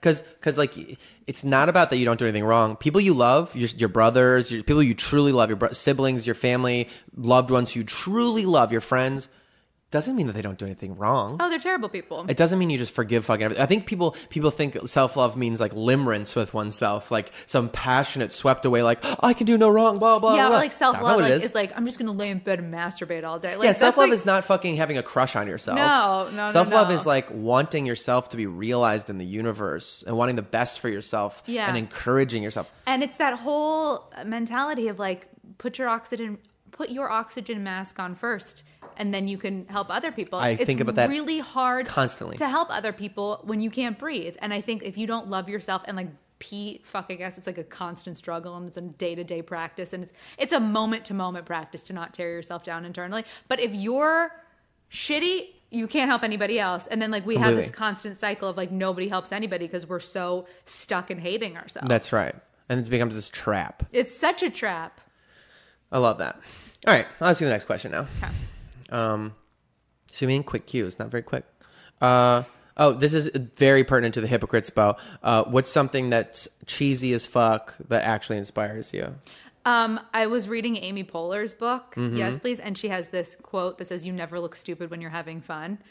And That's it's good. so cheesy, but it's like, and not that looking stupid is a huge fear of mine, but like, it's scary. It's scary to look Yeah. dumb. But if you dance and you're the only person dancing on the dance floor, but you're owning it and you're having so Mm-hmm. much fun, there's no failure. People want to join you. Yeah. People want to join you. I think that like being weird, being stupid, I think has weirdly become part of like my personal like unconscious life mission and beliefs, because my family, a failing I have, as I've probably experienced in this, is asking people questions, inviting them to talk or whatever in a conversation, because my family is so performative and so demonstrative that we were raised in this way that you just kind of, it's a expression by example, where you're like, I'm this way and this is what I'm going through, and it's so raw and honest. That means you can do that too. Now you go. Yeah. And you never say now you go. You kind of just go like, all right, well, since you presented all that, here's all of mine. Yeah. But I really think by being weird in the world, by being strange, by being shameless, not guiltless. Guilt is valuable, I think. That's another issue. But shameless, not like so scared Well, of... not apologizing for your quirks. Yes. Yeah. And not apologetic for existing. Right. Or being weird or anything. Right. Like, I think that can truly... Like, it creates allowance, it creates space and permission for other people to be whatever they are. Yeah. And it's like when somebody watches you judge yourself, it gives them permission to judge you. And then it's just like, then it's that awful cycle. So I just think like if you could just, I mean, dancing is a stupid thing, but like if you just like dance and like smile and have fun, and even if you feel like a fucking weirdo and you feel terrible and it feels stupid, if you just like own it for a little while, if you own it past the point of discomfort, then it becomes fun.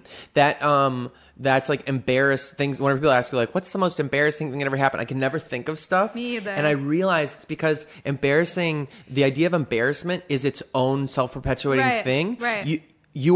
People feel embarrassed for you when you feel embarrassed. 100%. You know? Yeah. So it's like hard for me to think of times when I was like, because I guess there's just a thing where I'm like, I'm just a messy fucking human. If I fuck up or do something embarrassing, I'm just like, I'm just being a person. I don't know. You know? Yeah. Yeah, being embarrassed is a tough one.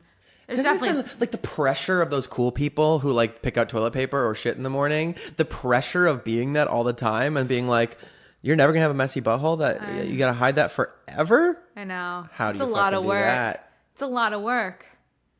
It's a lot of duvets. What's it called when a thing cleans your butt? A bidet. A bidet.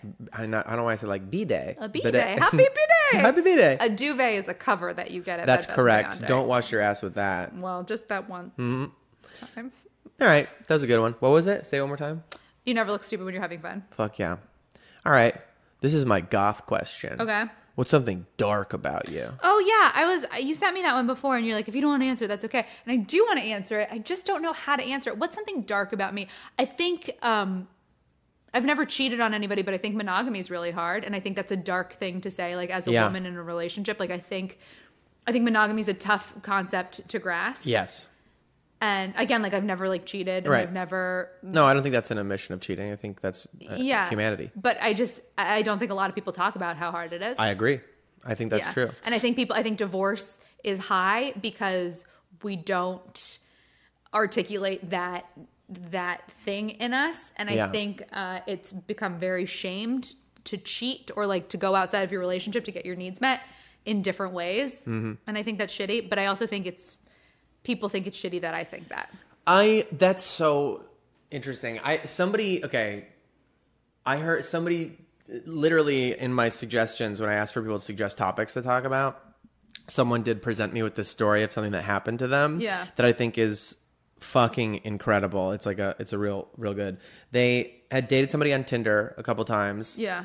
And after several dates, which I feel like when someone says like we went on a few dates, that means they like fucked a few times. Twice, yeah. They find out that this guy had a girlfriend. Never told her about. Cheated on his girlfriend. And when confronted about it or whatever, he said, I was doing something for myself because the last year of the relationship's been so hard on me.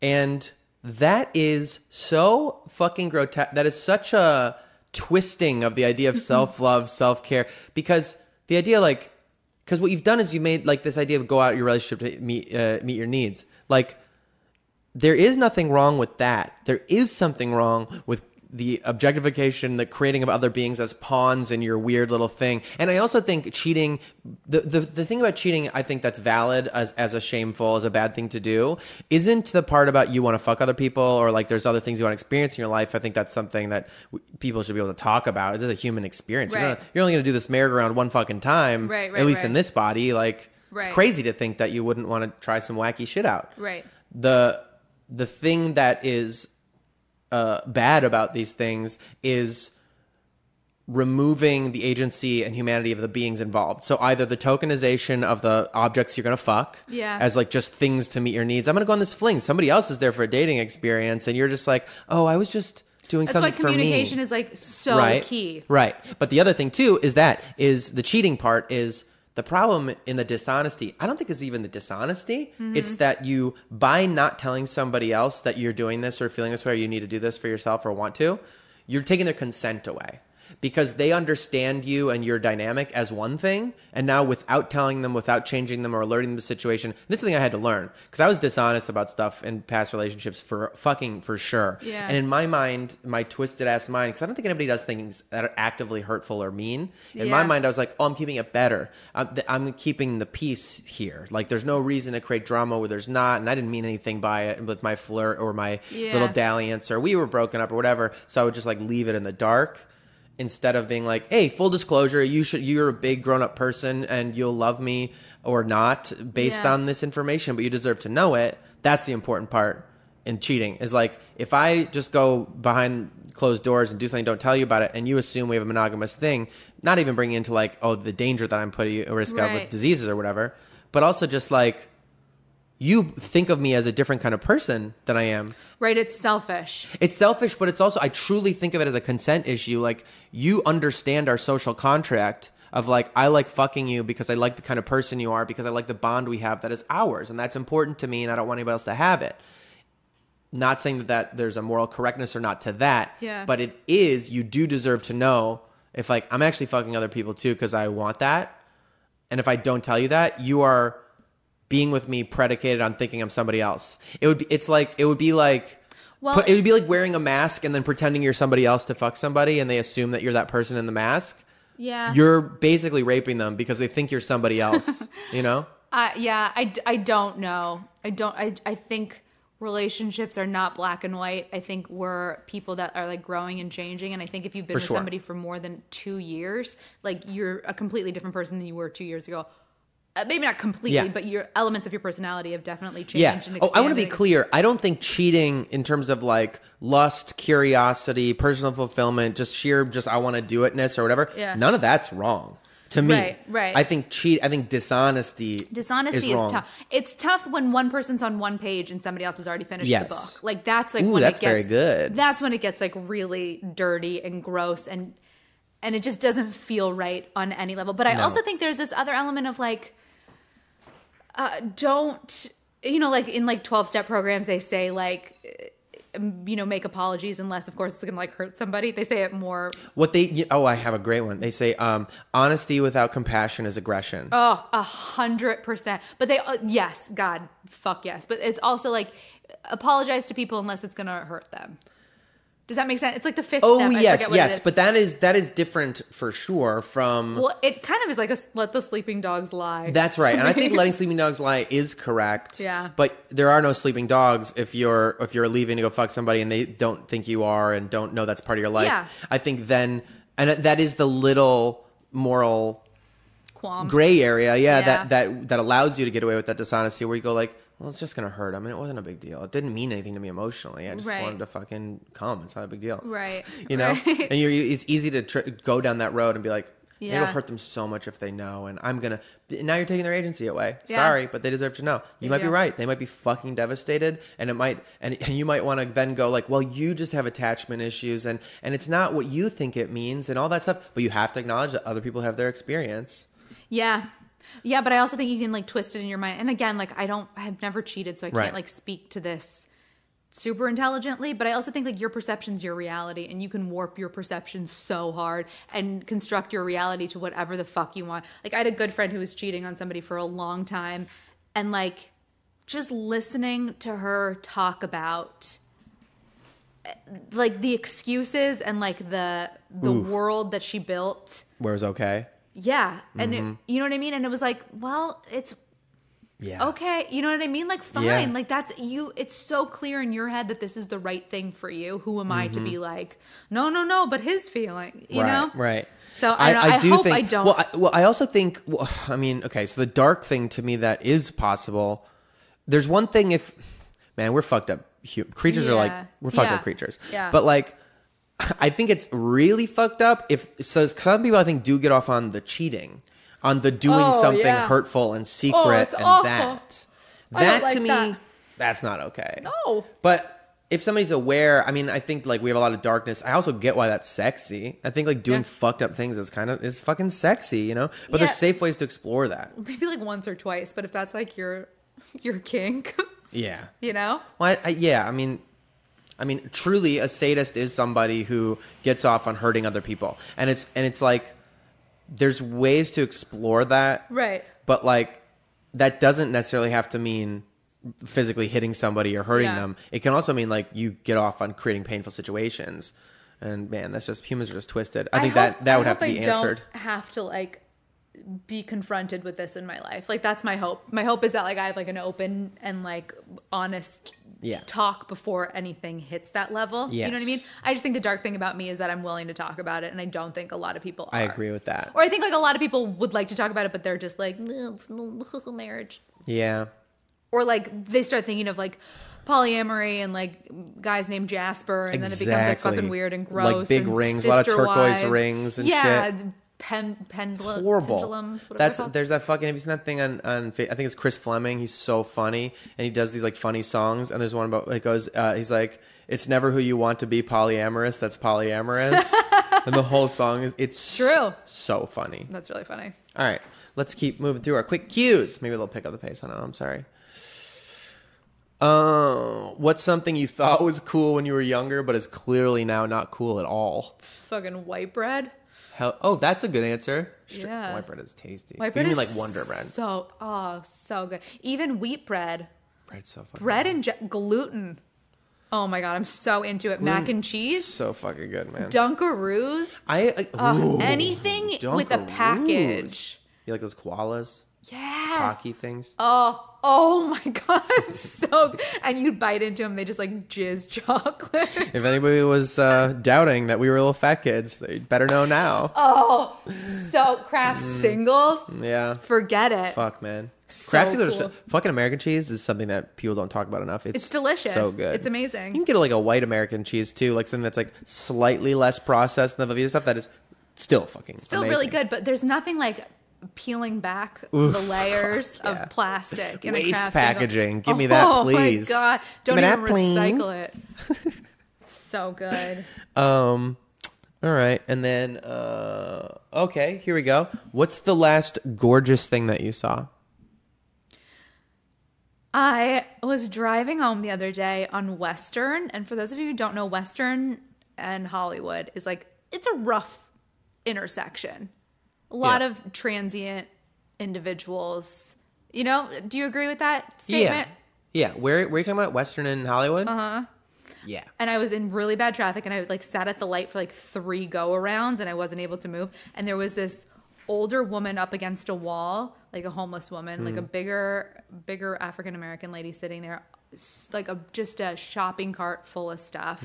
So homeless. You know, like when people are homeless, but then they're like people who are like so homeless, and it's just, it's so sad. And you can just like see the pain in her eyes. And I was just sitting there like staring at her for a while. And then this other lady walks by with a shopping cart and a baby stroller, and there was a kid in the baby stroller, and passes her by with the stroller, and then like I see the lady with the stroller back up and then go into her pockets and give her money. And it was just, I like sat at this light and I just started like crying. Well, that's uncontrollably, because I was just like, there was a less homeless person helping a homeless, both homeless, both had nothing, but like to watch somebody give probably everything that they had to somebody who needed it a little bit more. Yeah.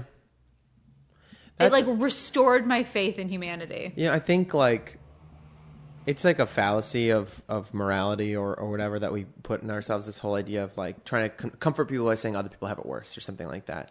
Yeah, but the flip side to that is like, don't be happy because somebody else has it better. Don't be happy because yeah, when somebody's like, don't complain because there's people out there who have it way worse. Right. That's like somebody being like, don't be happy because somebody has it so much better.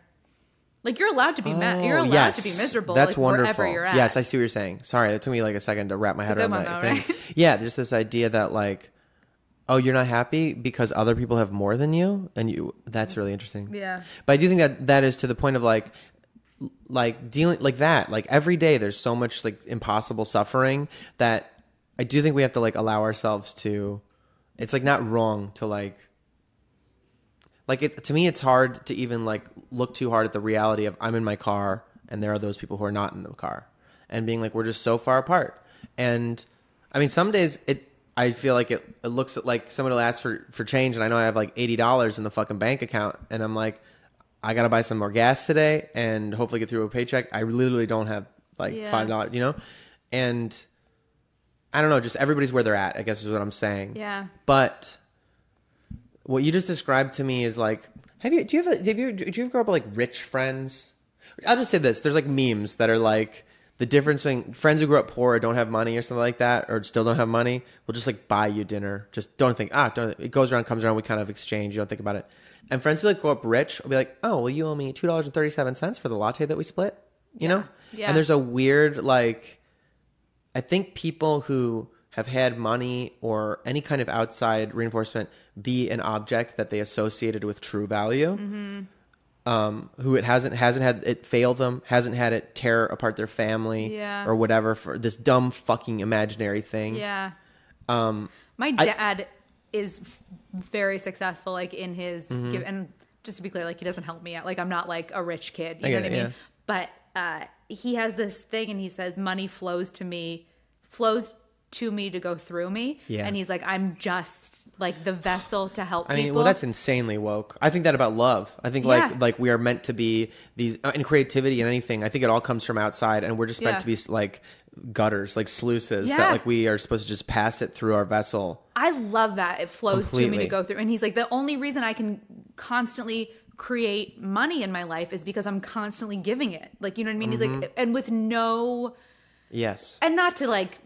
I have met some people who have been the embodiment of what we hope we would be if we make a lot of money. Yes. And they're so inspiring to me. Yeah. Like, you know, things with like cryptocurrency or something. People just suddenly have a lot of money. Yeah. And seeing them truly be like, so now I'm going to give it away to all these people that I think. I love that. It's so fucking beautiful. It's so crazy. Great. And that's what I love about that, like, one person helping another person who both need help. Well, yes, you don't realize like either how much like a small thing will change someone's life. Yeah. Literally, like, did you see that God's Plan video, the Drake video? I did. I cried. I cried so fucking much. I cried so hard. You don't know a fucking grocery trip can change someone's life. I know. Like, by getting somebody ahead of a month, it allows them to potentially plant the seeds for the dream that they really wanted to do. Like, by getting them out of the rat race for just 30 days. I know. Like, it makes a huge fucking difference. Just $200 worth of groceries changes somebody's life. Yes. Small kindnesses are so fucking underrated, bro. I love it. That video is one... And I was so mad at the beginning of that video because it was like we had $2 million. Yeah, he's like $1 million, I think. It was like $1 million. Yeah, $1 million budget for this music video that lives on Vimeo or Vivo that does. You know what I mean? Which is bananas to me that we're spending money on stuff like that. Yeah, that's true. I also appreciate that there's jobs. It makes jobs. Yeah, sure. I love entertainment when it's well funded. Thank you. But you know what? But yes, that video also gave jobs. You know. it was way more effective. So I also good. think the other important lesson about like what you And witnessed, Drake was like, oh, yeah, this Yeah. is good. So many Totally. views. behind them views. I was gonna say the last thing I think that's important to take away from what you said. That's like maybe the universal truth that's inspiring is we are never so tapped out that we can't still help people. 100%. And sometimes in our complete lack and brokenness, we are like an example for someone else to be inspired by too, Yeah. just by feeling not alone. Yeah, I agree. Like even if you have nothing, you have something to give. Yeah.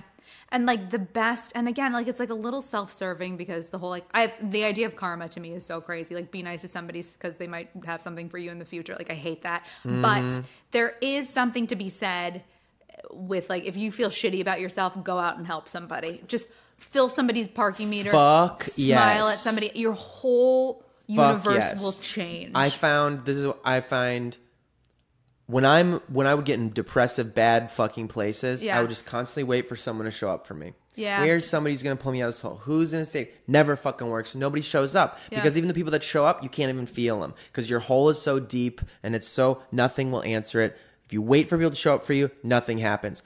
But if you show up for other people, Yeah. works every time. But you know what? And even that, but not with like a pay it forward mentality. No. Not because like you No. might need this someday. No. Just out of like, just because you want Intrinsic. to help them. Yeah. That's what I'm saying.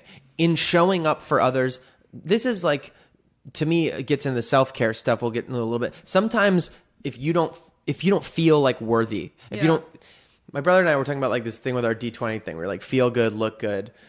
And we're like, should look good even be in there? And look good to me, it becomes this thing of like sometimes just taking care of your outside self and treating yourself as if you're a valuable thing that deserves to be like cleaned and you know, manicured and looking it's well and taken care of. By treating yourself as something valuable, you remind yourself that you're valuable and start to feel that value Yeah. again. And then I do think you can do like a fake it till you make it, you know, doing something outward. And that to me is showing up for other people. Is like, you feel like you're worthless. You feel like nobody gives a shit about you, blah, blah, blah. Well, go give a shit about other people. Go show up for them and see if they don't care about you. Yeah, See if and- they don't appreciate that you exist. And again, it's not as a reward thing. Yeah. It's something that you remind yourself of. Yeah. By showing up, you go, oh, fuck, man. Me wallowing here. Yeah. We're supposed to go out and do things. Yeah. That's beautiful. All right. Almost done. Oh, yeah. This is the last question. Do you think farts are funny? Yeah. In the right context. That's it. It's just kind of my informal poll I want to take over and over. Yeah. Me and I think my sister and I fart in front of each other and we both think it's That's so funny. so but funny. like, I think if you were to fart right now, I wouldn't think it was like that. Yeah, that's fair. I think that's correct. Okay. That's my last thing. This is self-care. Do you have a current or recent self-care practice to present? I mean, to be completely honest, I think self-care has become like a very trendy hashtag that is kind of bananas to me. Like I think it's losing its losing its oomph. what it's supposed to mean. for sure. I mean, to me, like not eating chocolate covered walnuts is self-care. Really? You know what I mean? Yeah. Like not eating something you know is going to make you feel bad later. totally. Or like just like being nice to myself is self-care, or like going to bed at a reasonable hour is self-care. Or Well, the idea of restriction as responsibility and consideration, as opposed to like we're all told like indulgence, don't have guilt over indulgence, which makes sense. Sure. That's probably a bigger problem in general. yeah. Is like this weird ego problems about like, oh, I'm so bad because I ate a donut. Yeah. Stupid. Wasted energy. Yeah. But I do think there is something to be said for like a version of self-restriction that's not puritanical shame. Yeah, yeah. I just think self-care has become this thing of like, well, I get a massage on Mondays and I get my nails done on Tuesdays, and then like if I want to work on Wednesdays, I do. Like to me, like self-care is like, oh, I have 11 errands to run, and if I don't run them all today, I'm not gonna have time to do it tomorrow, and it's gonna make me crazy. Do all my errands, and Right. then like it clears that mental space for Right. me. Like that's just the day-to-day shit that will make me crazy at night. And like I won't do stuff for a very long time, and I know that sends me into like a weird spiral. Doing the stuff is self-care. Or like if I have nothing to do, making plans and fulfilling those plans. You know what I mean? Like actually Yeah. going out and doing something is self-care, because I know if I go to bed at night and I haven't like made any human interaction, it's terrible for me. I Right. think self-care starts with knowing what your lowest point is and being at your lowest point and being like, I don't want to be here anymore. And then doing all of the steps to not get there anymore. I don't think self-care is about, I mean, it can be interpreted as that, but like, I don't think self-care is about getting your hair blown out every day, or like waxing your eyebrows, or like I think it's become like a very spa day thing. And I think it's more about doing the things that you need to do to make sure you're at peak condition to help other people. Ooh, I like that. You know? And to make sure you're at the peak condition to feel good about yourself when you go to bed. Damn. Right? I love that. Okay. All right, here's my very final thing. Okay. I have a thing I call the Don't Kill Yourself list. Thanks. Okay. Where in my darkest part of my life, Yeah. I started to just make lists of things that I think are really good to remind myself exist and are accessible and are just like part of life. And it started with coffee, sandwiches, and lavender soap. And those remain my first three whenever I do a internal check and start going through things that are good. I think Oprah calls this a gratitude list. Really? I think so. Well, I call it the Don't Kill Yourself list. I like Sorry, that. Oprah. So you get to add something to the Don't Kill Yourself list. Bulletproof coffee. Literally, that you just want to add the addendum of bulletproof coffee? I just want to add butter. Butter? To the Don't Kill Yourself Fuck list. yeah, fucking, I'm so up with that. I really like salmon these days. Oh, yes. Yeah, some wild caught salmon I think is good. How do you do it? I go to Whole Foods and I ask them to cook it for me. Do you really? They do a really good job. On the grill thing? Yeah. That's so smart. It's so, and then your house doesn't smell like fish, and it's only like $8. Oh, wow. Not $8 more, $8 for the fish. Yes. It's the best. That's really cool. Yeah. The Whole Foods grill thing is something people don't know about. That's really great. Shh, don't tell them. Because the line is. You can just go buy it. Don't do it, guys. Just No, take it's it, a don't lie. do it. It's a lie. And then what's another thing? You don't have to do a ton of things. One's I have fine. one more though. Okay, go. My mattress. Ooh, what is it? It's just nice. I got it off Groupon. It's a foam pad that goes on top of my mattress. Oh. And every night that I lay in bed, I'm so grateful that I have a comfortable bed. Yes. You know? My mom told me, like, when I was a kid, she was like, spend money on linens and towels. Ooh. Like, get good things, sleep in good things, dry yourself off with good things. I definitely think it's true about your bed. Like, having a good fucking bed is real game changer. Yeah, my bed's something that makes me not want to jump off a bridge. Killer. Cool. All right, well, I think we fucking... Babe, it's Babe, November. went for it. We went at least 2 hours. Yeah, good for us. Well, that was really fun. This is like driving in the car with us. Yeah, for a long-ass traffic. Yeah. This is great. This is a lot of traffic. All right, well, thanks for being on my Thanks Good for Bad having Brain. me.